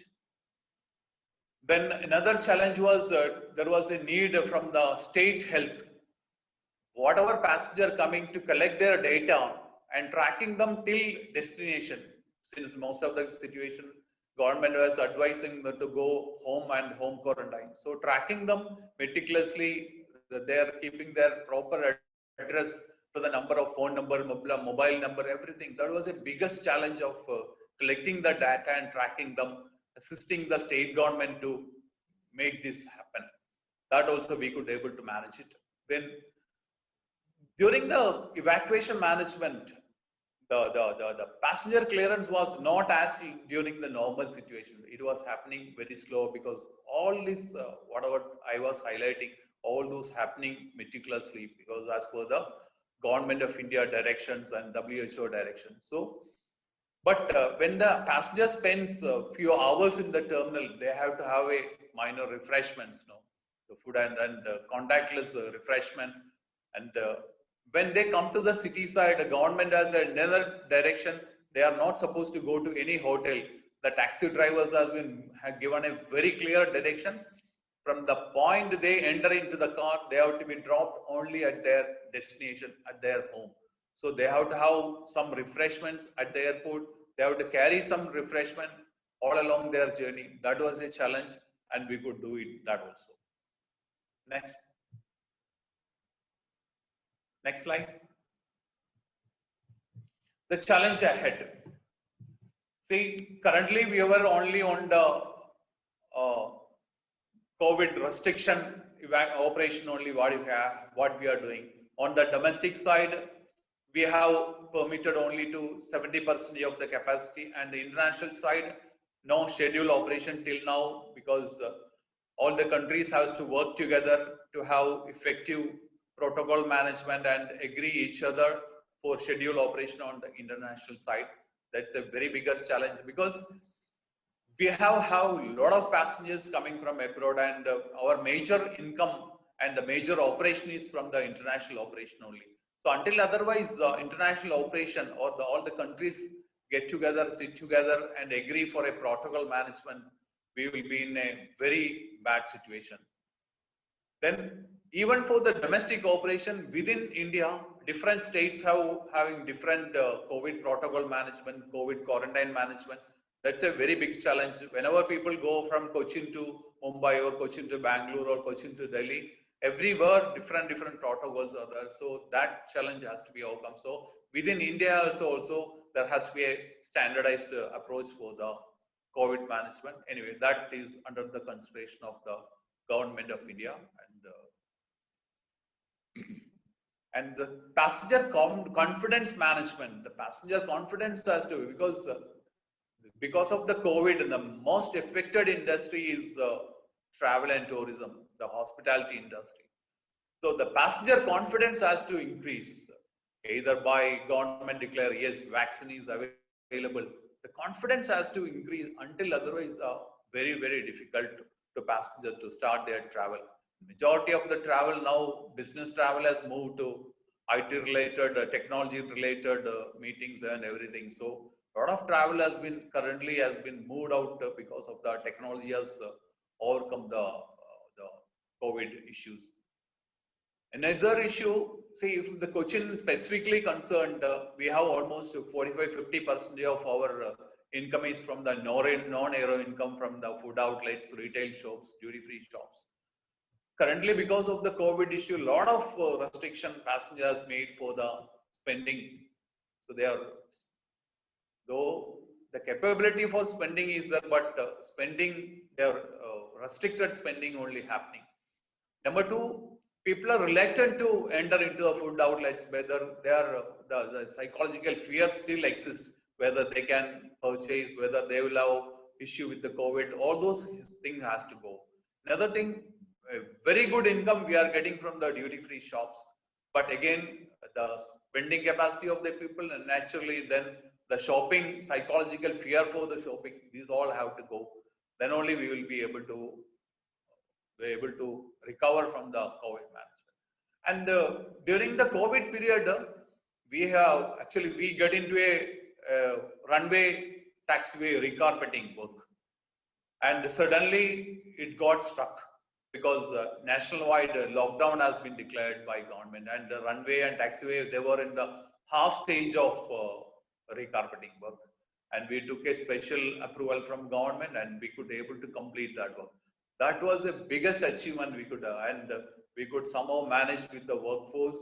We could supply them with a special concession and all, and we could able to complete that work. And since when the government of India opened out of the lockdown, we could able to open the airport, because Kerala Cochin airport was almost the gateway airport to the Kerala, and any restriction in the operation of Cochin airport will have a lot of hue and cry in the all over the world. So we could able to hand over the airport for the normal operation. That was the biggest achievement we have done. Otherwise, we are doing not bad, okay. A lot of lessons we have learned from the COVID. We are trying to cope up with the situation. Traffic is picking up, but with very slow, steady pace. Anyway, government is taking all necessary steps to increase, to attract the travel, and Kerala is surviving by tourism only. Mainly our major income to the Kerala is travel and tourism. Gautsil country, so all support has been given. That's all. Any questions? Thank you so much. Really appreciate the points brought up, Dinesh. I want to thank you for sharing that detailed outline and overview. Thank you so much, Dinesh. We really appreciate having you with us, and all the best to Cochin Airport. All the best to you, and wish you a very pleasant cusp towards the new year. And let's hope there are no surprises for anybody. Thank you, Mr. Mark, and thank you, Simon. Great. Our next speaker is Kasper Hounsgaard. He is the co-founder of Copenhagen Optimization. Kasper's been with he co-founded CoopOp almost 10 years after being in Copenhagen Airport, driving significant efficiency gains across the airport operation. Kasper is a natural in identifying new areas fit for improvement and has extensive experience in developing, implementing solutions with proven results. With responsibility for consultancy business development, Kasper excels in quickly understanding client challenges, adapting joint ideas, and experience to identify ways of overcoming the challenges. As we all know, Copenhagen Airport has been one of the first airports in the European and the Nordic region to innovate and take steps with managing the COVID crisis. Some of the initiatives taken have been radical in nature, have been very unorthodox, but they've effectively worked extremely well. And we're very happy to have Kasper with us today to share a more detailed outline of his views and what is Copenhagen optimization, what's their strategy, how do they view this risk, and how would they help all of us collectively navigate and offer a perspective to deal with the current crisis. Kasper, thank you for being with us today. Over to you, sir. Thank you, Martin, for the kind introduction, and hello to everybody. So what I'm going to talk about is what we term zero-based planning. So I'll talk more into that. I think just starting out with a kind of rhetorical question: how old would you be if you don't know how old you are? I think most of us would probably think we were slightly younger than what we actually are. If we take that into the airport context, the way we look at it is, airports have really been given a golden opportunity to reset on a lot of the say common practices that were in their airport operation. So the question really is, how would you plan your airport if you don't know anything about past operations? What if you came into the airport and we could kind of start from a clean slate and say, we know nothing, let's start over. So that's really kind of the reset that I'm going to talk to here is how we're going to overcome the resumption which is coming at us. News are spreading. The vaccine is coming, hopefully fast, which will make travel resume. I was on another webinar earlier this week, and the discussion was around, well, how fast is the resumption going to come? And an annual number of passengers may be fairly slow, but everybody agreed that the peak number of passengers and flights will be back to kind of 2019 levels fairly soon. And that's really going to give a bit of a headache in many airports, because that means that whatever dimensions the airport, that level of peak traffic will be back fairly soon. But the annual volume, which really drives the revenue, will take longer to get back. So zero-based planning in our world is one of the levers that you can use to overcome such challenges. So COVID-19, we've already had a lot of good presentations today on how this has been tackled in airports. The way we look at it is, it's new traffic patterns. There is a massive pressure on OPEX. There is low or no CapEx budget, and really a need to regain the passenger trust. We need to optimize. We need to help airports optimize to really secure the benefit realization, so to really get something more out of what they already have. So just a bit of the takeaways. I'll go through 4 elements of zero-based planning and really end up with a do-it-yourself quick guide to zero-based planning. So our inspiration comes from zero-based budgeting. So that's really a financial principle. Something that at least I learned when I worked at Copenhagen Airport was that every year we had to start from a zero base when building our budgets. So it was always bottom up. You would always have to justify the costs that you were putting in. It's the same we say with zero-based planning. So we say the process of zero-based planning starts from a zero base, and every operational area of the airport is planned in a data-driven and objective way in line with best practice. So what we're really talking about is how would we, in the best possible way, very open, in a very cooperative way, plan our airport operation. So this is not easy. If it was easy, everybody would have done it already. Because what is it that we're up against? Well, it could be, well, we've always used the throughput of 150 passengers per hour. That's the amount of passengers we can get through our security checkpoint. Well, historically maybe, but what is it now? We're using 8 different Excel documents with so many details it cannot be replicated. Is that true? Maybe it is, maybe it's not. Maybe there's a consolidation that can happen. Maybe things doesn't have to be as complex as they actually are. I'm the largest airline at this airport and I need this area no matter your analysis. So we're also up against some strong stakeholders. The airlines, of course, the government agencies will have their own principles, their own ways of working. And how can the airport operator really engage with these stakeholders in a good way? And then I want check-in counters 110, 11, 12, and 13 as they're close to my office. Well, that's fair. But what if it's not good for the balancing of passengers? What if it's causing less physical distance and opportunities in the terminal? Maybe it's not the right choice to get those counters. So we have 4 elements of zero-based planning. First one being the methodology / the solution. So how are we actually making plans for our airport? Second one being the input parameters. So how well have we built our input parameters? Is it based on experience? Is it based on a survey? Or is it actually based from say, automated collection of a large amount of data? Responsibility, who's responsible for each process in the airport? Is it the airport operator? Is it the handling agent? Is it the airline? Is it a government agency? And then the planning frequency. So how often are we making new plans? Is it a seasonal allocation?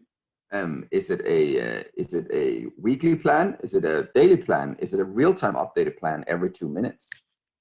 So I'm going to show some example. This is our software platform, Better Airport, which we're using with more than 20 airports globally. I made some few examples exemplifying each of these 4 elements of zero-based planning. So the first element is around the methodology and the solution. Some examples. So one could be Excel. If it was not for Microsoft Excel, there would be no airport in the world that would really be planned, I think. We see a lot of Excel documents. They can work well, but they're not robust. They're typically tied into a few individuals. They're not scalable. They're hard to share. So they're not always the right way to do it.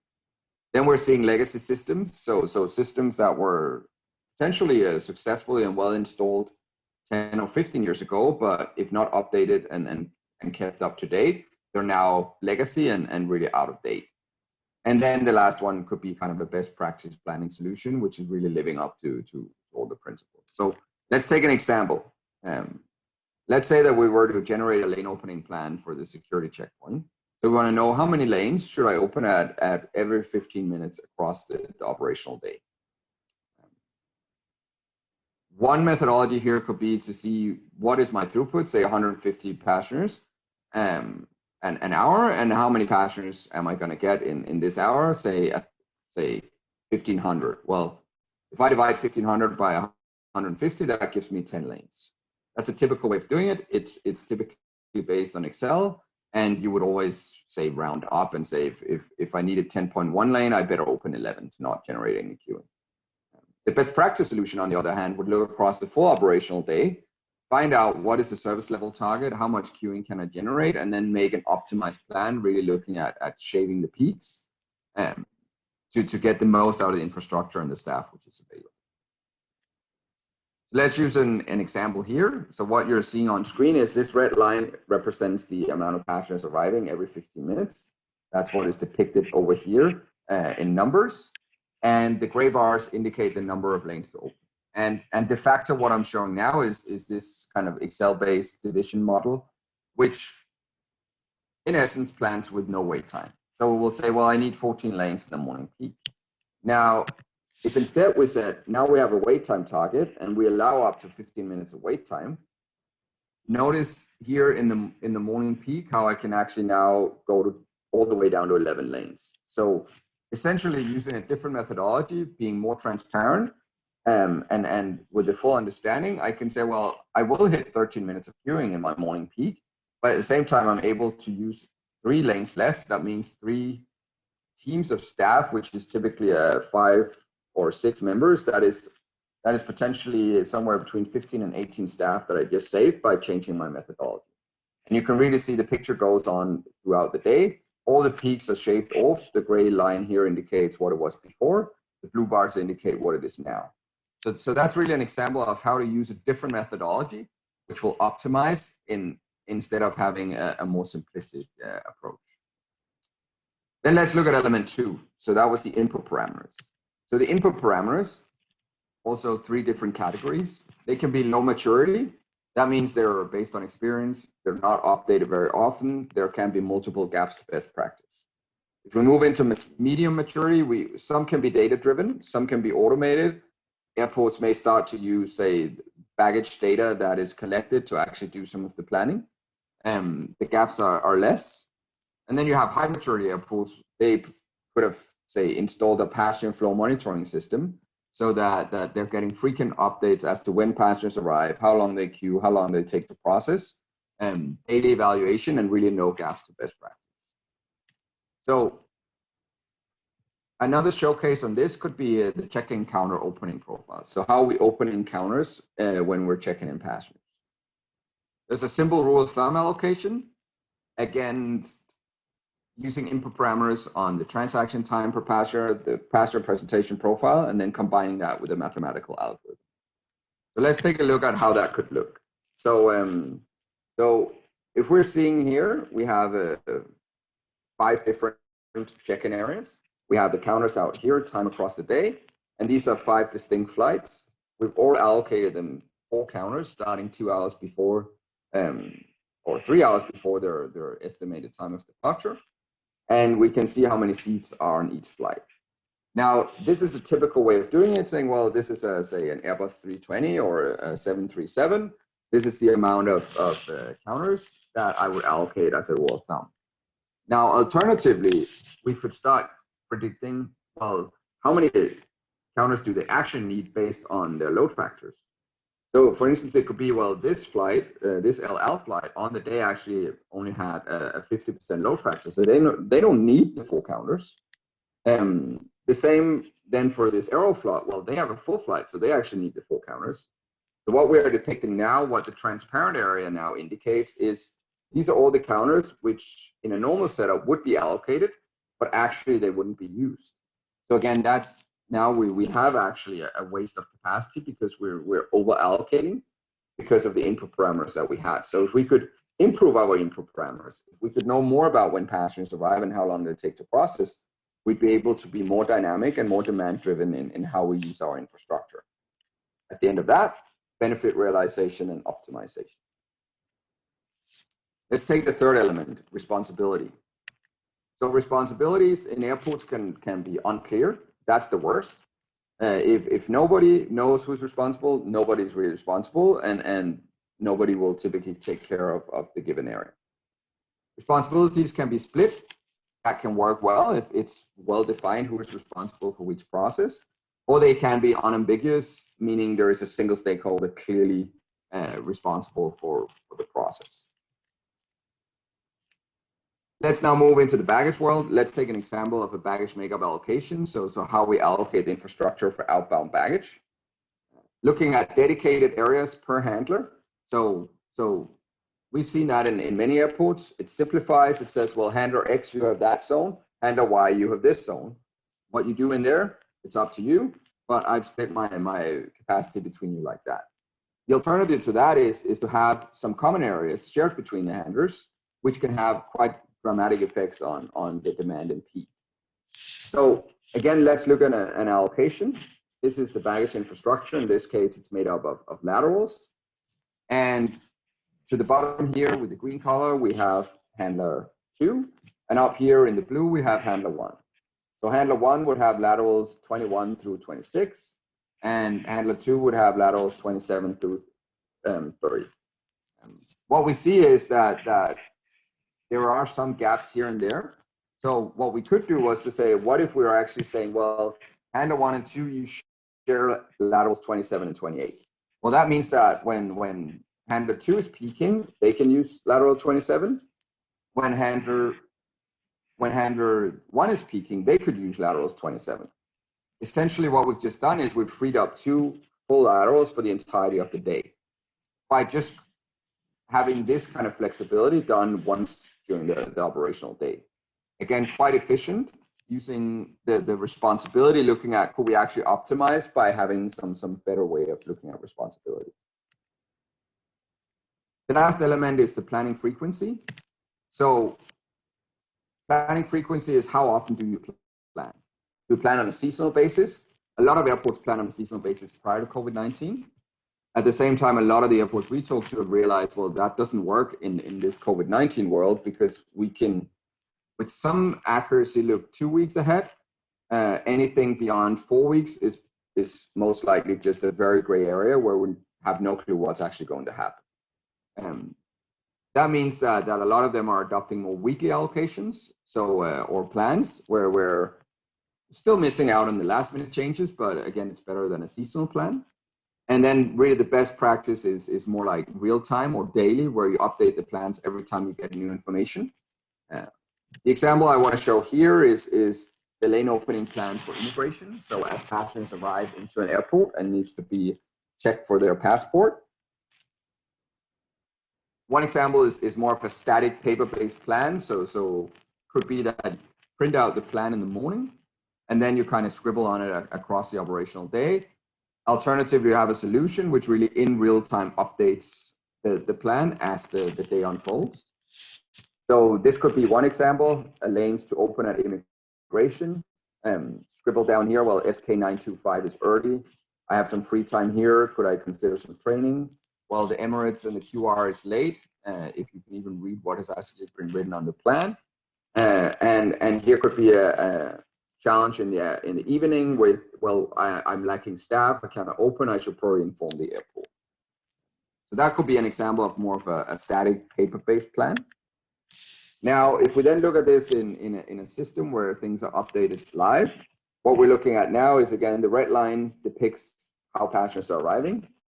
The gray bars indicate how many resources to open. And these are really the flights that are arriving. So a Ryanair flight, an El Al flight, a Middle Eastern flight, and an Aeroflot flight. What can then happen is, of course, these are arriving flights. So then they're rarely spot on time. They can either be early or late. In this example, we say, well, now this Ryanair flight is actually late. So what was before expected to come right after midday is now actually first arriving around 1, meaning that now coincides with the 2 other flights that were arriving. We can see right away that the plan will indicate to us, well, if you don't change your plan, you're going to hit a 20-minute wait time. So then the system can then automatically re-optimize the plan and tell, well, this should be the new plan. So you need to open slightly differently so that you're ready for when these passengers start to arrive. So that was some examples of the zero-based planning. I think one of the key drivers for success in this is collaboration. Doing this alone as the airport operator without you working with your government agencies or your airlines is going to be really difficult. So 2 dimensions that are key in terms of understanding, can I actually do this, is the criticality. Is this an important stakeholder or not? And the willingness. So is this stakeholder actually willing to move? So the example I drew up here is to say, well, if I wanted to work with my government agency on the security checkpoint operation, well, they're definitely a critical stakeholder. They may not be willing to move, so I may need to do something differently to make them move. They may even have a third-party staff provider that they're using for their operation. But I am the airport operator. I'm really willing to do this. I'm critical in making it happen. But what I need is to move the government security agency from being not very willing to be willing to make that change happen, to really make something change in my operation. And that's where we see COVID-19 and what that has done to airports to really increase the pace of change.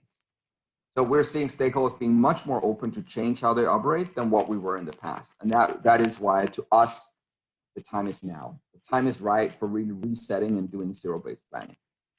So as promised, the DIY guide to how to do this. Step 1, assess your current methodology.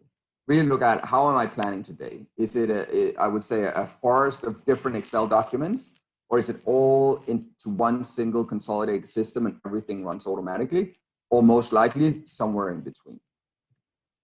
Then map your data and assess your input parameter maturity. So how are you generating your input parameters today? How are you understanding how passengers arrive at your terminal? How do you understand how much time passengers are taking to process? How do you understand how bags are arriving into your baggage system? This needs to be mapped and then understood. Then it's about outlining responsibilities. So who is responsible for which processes of the whole airport operation? Maybe it's clear for some areas. Maybe it's clear for all areas. Most airports we meet, they have some black spots in this where their responsibilities are not completely clear. And then verify the current planning frequency. Is it enough to plan on say, a monthly basis? Should we go down to a weekly basis? Should we even go to daily basis because of all the volatility that is in the market right now? And if you go to daily basis, are you then actually able to do that? Or does that become such a large manual process that it's not feasible? Then look at the improvement options: financial impact, operational impact, change impact. How can you actually make this happen? Last, just a couple of examples of these improvement options. Could be a best practice planning solution, automated passenger tracking solution so that you have like sensors or cameras to track passenger movement. Could be cooperation with handling agents or other stakeholders, or this move to more daily planning, really planning as you get new information. Last thing I just wanted to highlight is our team has done a tremendous job of really thinking more about the airport operation and COVID-19. What's the impact? Welcome to go to our website and kind of subscribe to our article series. And with that, thanks a lot for giving us the opportunity to be in this webinar. I hope it was inspirational for you to hear about zero-based planning, and thanks a lot. Thank you so much, Kasper. Thanks. Very interesting, and you know, before you go, I'm just going to ask you a few questions. So what you're saying in effect is that we have the opportunity to use an existing big data that most airports have, and effectively translate that to something which is more practical, that builds efficiency, that that just turns around how we can at best optimize our existing airports instead of really going in for anything wild and crazy. It's just about bringing in a sense of efficiency, including a more improved way of working. Will that be right? Yeah, Mark, absolutely. I think we're right now working with an airport on a kind of data maturity assessment. We've had a string of interviews. Yesterday, they were like, wow, we have so much data that we did not know that we had. So again, it's sitting in kind of hidden places, in silos around the organization, but we're not talking about doing anything new here. We're really talking about getting the most out of what you have. And I think every airport in the world can benefit from that. Right. No, and that clearly stands out because, for us as, as marketing consulting, we do a lot of work on the infrastructure side, and I've seen, and I like the way how you brought out, how everything is so Excel sheet driven. It's just so true. I mean, the level of data is so fragmented, and for an airport, a lot of it is kind of looking inward, and as you said, seesaw planning. I mean, I think in my view, the time and period for seesaw planning is over. I mean, that was back in the 80s, and when everything was so predictable. I mean, back then the only risk was either war or possibly to some extent terror, and that was it. But today we're dealing with such an insane volatile environment that seesaw planning is not going to work out. So I completely agree with you, and tell us a little more about the system. Now, this is a software that you obviously that you have, and you work with airports to look at their existing data and build efficiencies, or do you offer this as a software as a service, or do you guys get involved and also kind of take on a hands-on consulting approach? It would be nice to learn more about what you guys are doing, and some of our airport panelists and attendees can gain from. Yeah, so I think the Better Airport platform is really a software as a service solution. So so most airports that are using it through the subscription. and they can use that for analytical purposes, but really the key driver is this more kind of daily and real-time updated. So for instance, the example I showed with the immigration checkpoint, we have an airport in Asia where that's running in real time. So as we get new information every minute, we update the plans for immigration. And that's really the core of our Better Airport software. Is we want to be able to analyze at any given point in time. If you want to plan tomorrow, you can do that. If you want to plan the next 5 minutes, you can do that. If you want to plan 5 years ahead, which is quite difficult right now, you can also do that. A lot of what we've also done recently is scenario planning, because of the uncertainties, we need to be able to see, well, how's this gonna span out. I think another example is the installation or kind of implementation we have in London Heathrow. Like the Better Airport software has been used very actively to make sure that they can keep the 2 terminals they've closed for as long as possible, because that's a major cost saving, and they're really using the Better Airport software to continuously optimize how they use their infrastructure. So it's very hands-on. It's very much on day of operation, but at the same time also used in analytical purposes. And as you say, we have the software, but we're also doing consultancy. We're also very oftentimes using the Better Airport software through our consultancy projects. So the goal for us is really to get it out there. We believe we've developed a user-friendly platform, and we don't necessarily, like, our goal is to not be involved.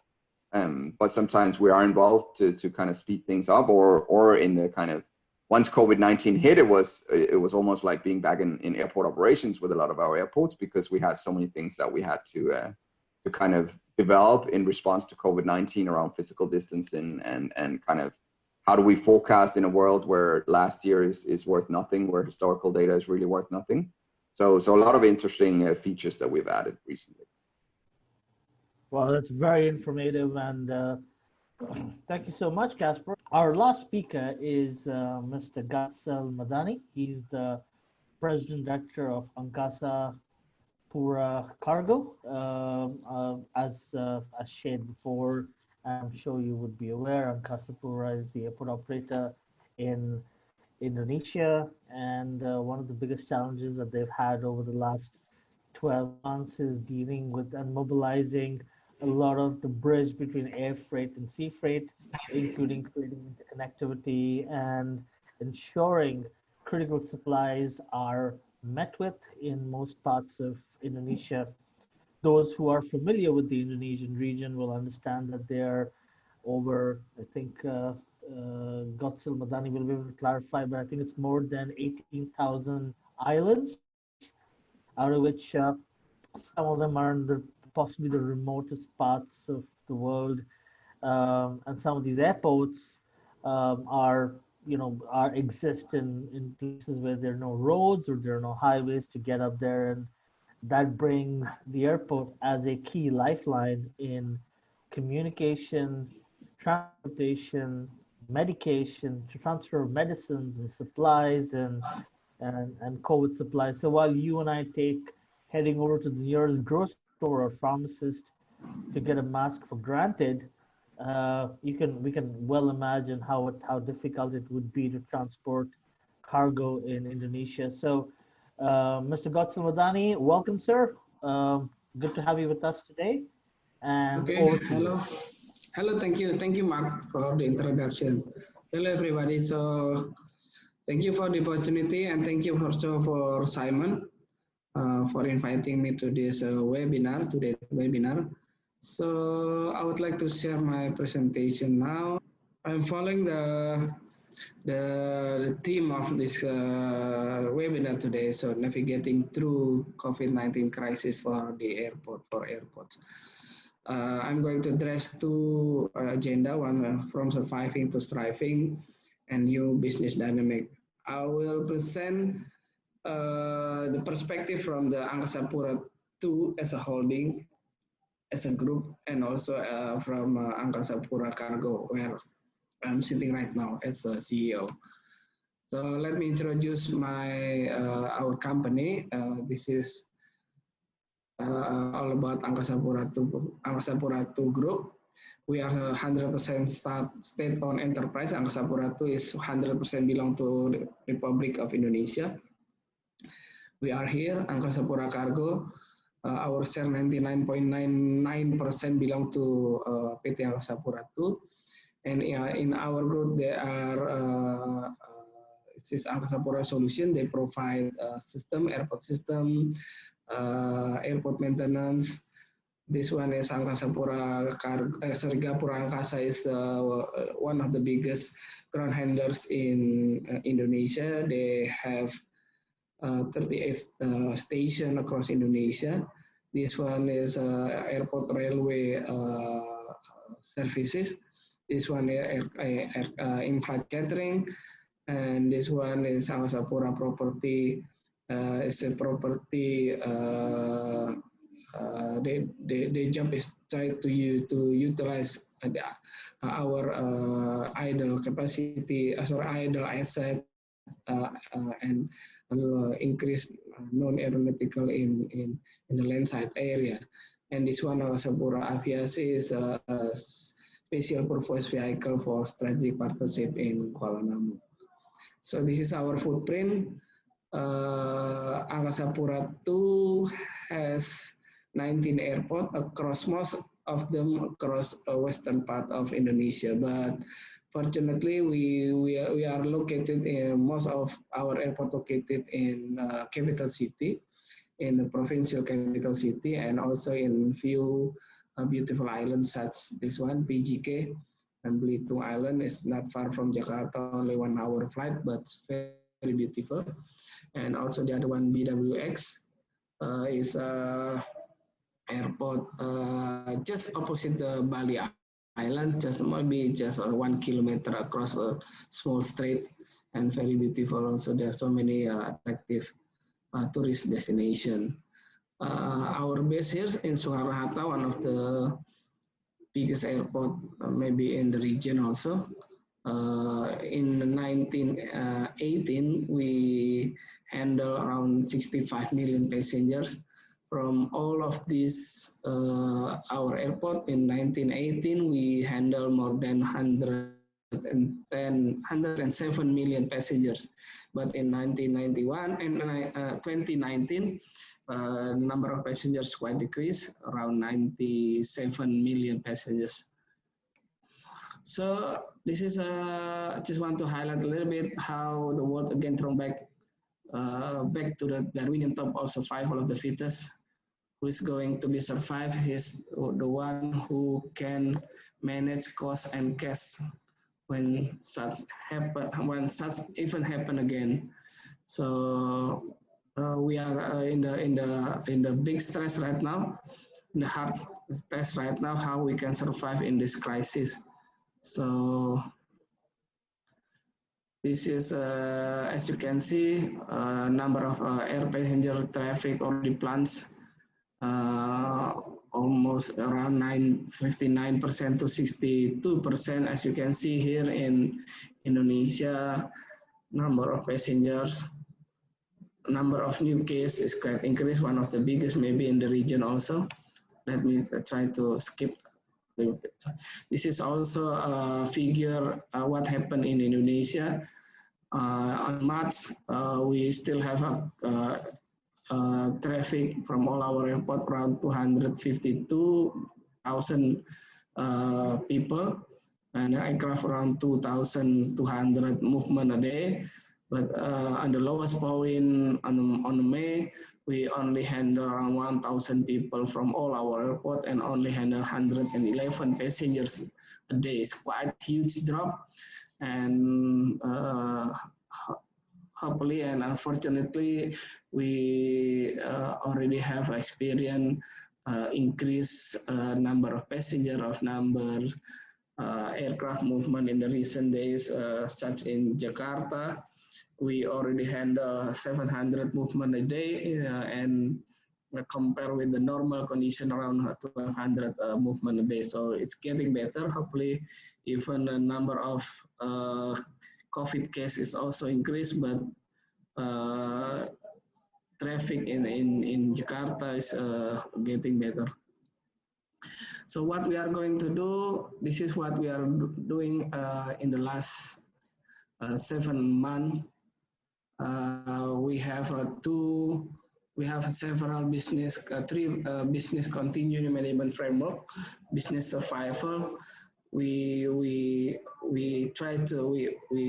keep exploring to find an initiative to address the immediate challenge of COVID-19, not only in the commercial sector but also in the operation, because we have to coordinate with Ministry of Health and also in the local government, because currently in Indonesia there are around 38 local government, so and every government sometimes they have different policy how to protect their people from this virus. So we keep collaborating with them, and what we are doing is also we have strategic objective, like we have a workforce protection program, we optimizing our cash flow and securing profit and loss, human capital culture management, process and technology innovation, to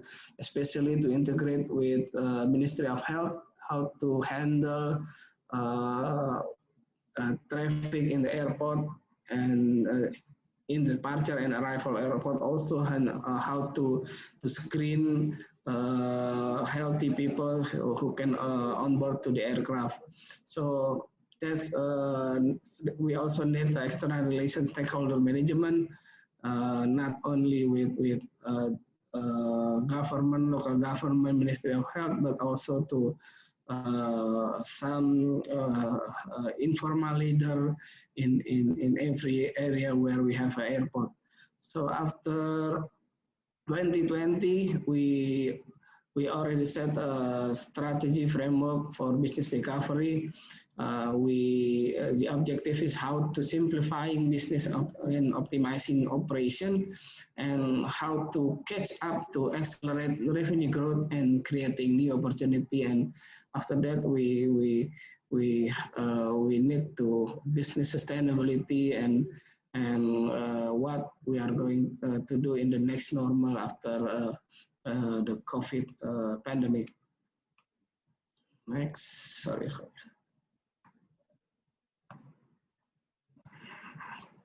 So this is the executive summary of how we are doing in business survival initiative, workforce protection. We apply like we control cases. We monitor cases in every branches, every subsidiaries, every unit. So we urge people to use protective equipment with the new standard. Also, we change. We also apply a work from home scheme, and we also we try to achieve operational efficiency and productivity, because, like it or not, number of customers decrease, but the cost is still there. How we can achieve efficiency, and sometimes we have to lay off several non-permanent employee. So that's what we are doing in like in Soekarno-Hatta. We already lay off around maybe 5,000 people for informal work, and try to, sometimes we have to reduce our wages for variable wages to help to reduce the cost. So, and the other one is optimizing our cash flow. And while we are looking for funding strategy to finance our operation and maintains our cost position, and renegotiating for term of payment to our vendors who already do their work in investment of our facilities. And of course, we are trying to securing our P&L. revenue protection and cost leadership, and also interest and depreciation plan. This is a new normal initiative, human capital and cultural management. Like it or not, we urge them to do like a digital workplace, working from home. And the other side, how we do like implementing new human capital experience, how to we also measure the performance of the people, something. And the other one, we need to assess culture beyond COVID-19, because as you can see here, our score of AP2 Culture Health Index in 2019 is quite high, it's around 12.69, and indicated there will be reduced to around 12 to 12.29 Culture Health Index. Process technology, we already put some sensors, so there is a contactless services like in the elevator, like in the boarding gates, and also implementing digital health passport, working together with Ministry of Health of Indonesia. External relationship, we try to do like a corporate reputation program. How while in the pandemic era right now, people also need us to keep the services and keep the facility working well, even though number of passengers or number of customers or even the number of shops already closed, but our airport still to be open 24 hours. And the other one, we do like a supplier and vendor management, how we give them understanding to like postponing their payment, and also asking the understanding from them that we need them to give us a more flexibility in terms of the payment. Customers engagement, we also have stakeholders engagement program guidance, and so far it's quite working so well. Next, this is in 2020 milestones. Right now we already in the Q4. In the Q2 is our worst condition, like in the previous slide. On May is the worst month of the week of this year. So we experience loss in financial, in P&L, not only in holding in the group, but also in all of our subsidiaries. As you can see here, this is AP2 summary performance. In 2019, we achieved our highest record, but in 2020, our revenue get a huge punch, and we will experience huge loss, but we try to maintain at least positive EBITDA to make sure that all the operational needs are already fulfilled. And beside that, in Angkasa Pura Kargo, one of the subsidiary of AP2, after May, we experience higher growth compared with the last year. The blue line is 2019, the red line is in this year, and hopefully at the end of this year we can achieve higher revenue compared with last year in 2019. There will be increased revenue around 8 to 10% compared with 2019. So looking forward to different recovery scenario, we do like some scenario planning based on ICAO scenario, what we are going to do. And also we do like a leadership challenge from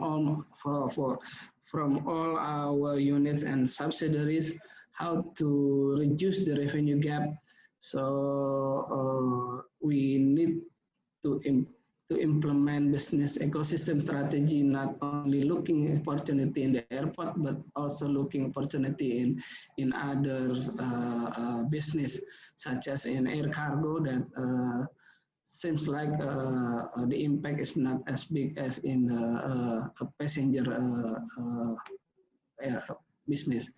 So this is our corporate strategic transformation after 2020. We will implement digital transformation to simplify all the process and also to reduce human interaction, so it will be more healthy in terms of the human relationship. So this is one of we are going to do in 2020 and beyond until 2024. Want to make it fast, and we also will do like a new business dynamics, how to capturing the value from ecosystem strategy. We assess during this pandemic. We do like pivoting business, how to align firm with long-term trends and intensify by pandemic, including remote work and shorter supply chains, social distancing, and etc. So we do like also a pivot lateral extension from existing capability, and we also do like pivot to sustainable path for profitability. This is, I just want to make it fast so you can read later. So this is what we are doing to enhance business ecosystem. We do that through adjacent business. All the adjacent business do by our subsidiaries, not by our holding company, PT Angkasa Pura. This all portfolio and category already done by our subsidiaries company, and this is one of the product portfolio in Angkasa Pura II group, Angkasa Pura II group. Okay, and this is to anticipate three things. We do like simulation for business model variability and infrastructure operation complexity, like we already experienced in 2020, how we impose the new health security, health screening, health passport, and many kind of thing. And we need also to develop dynamic competency from our human resources. Okay, that's all. Thank you for your attention.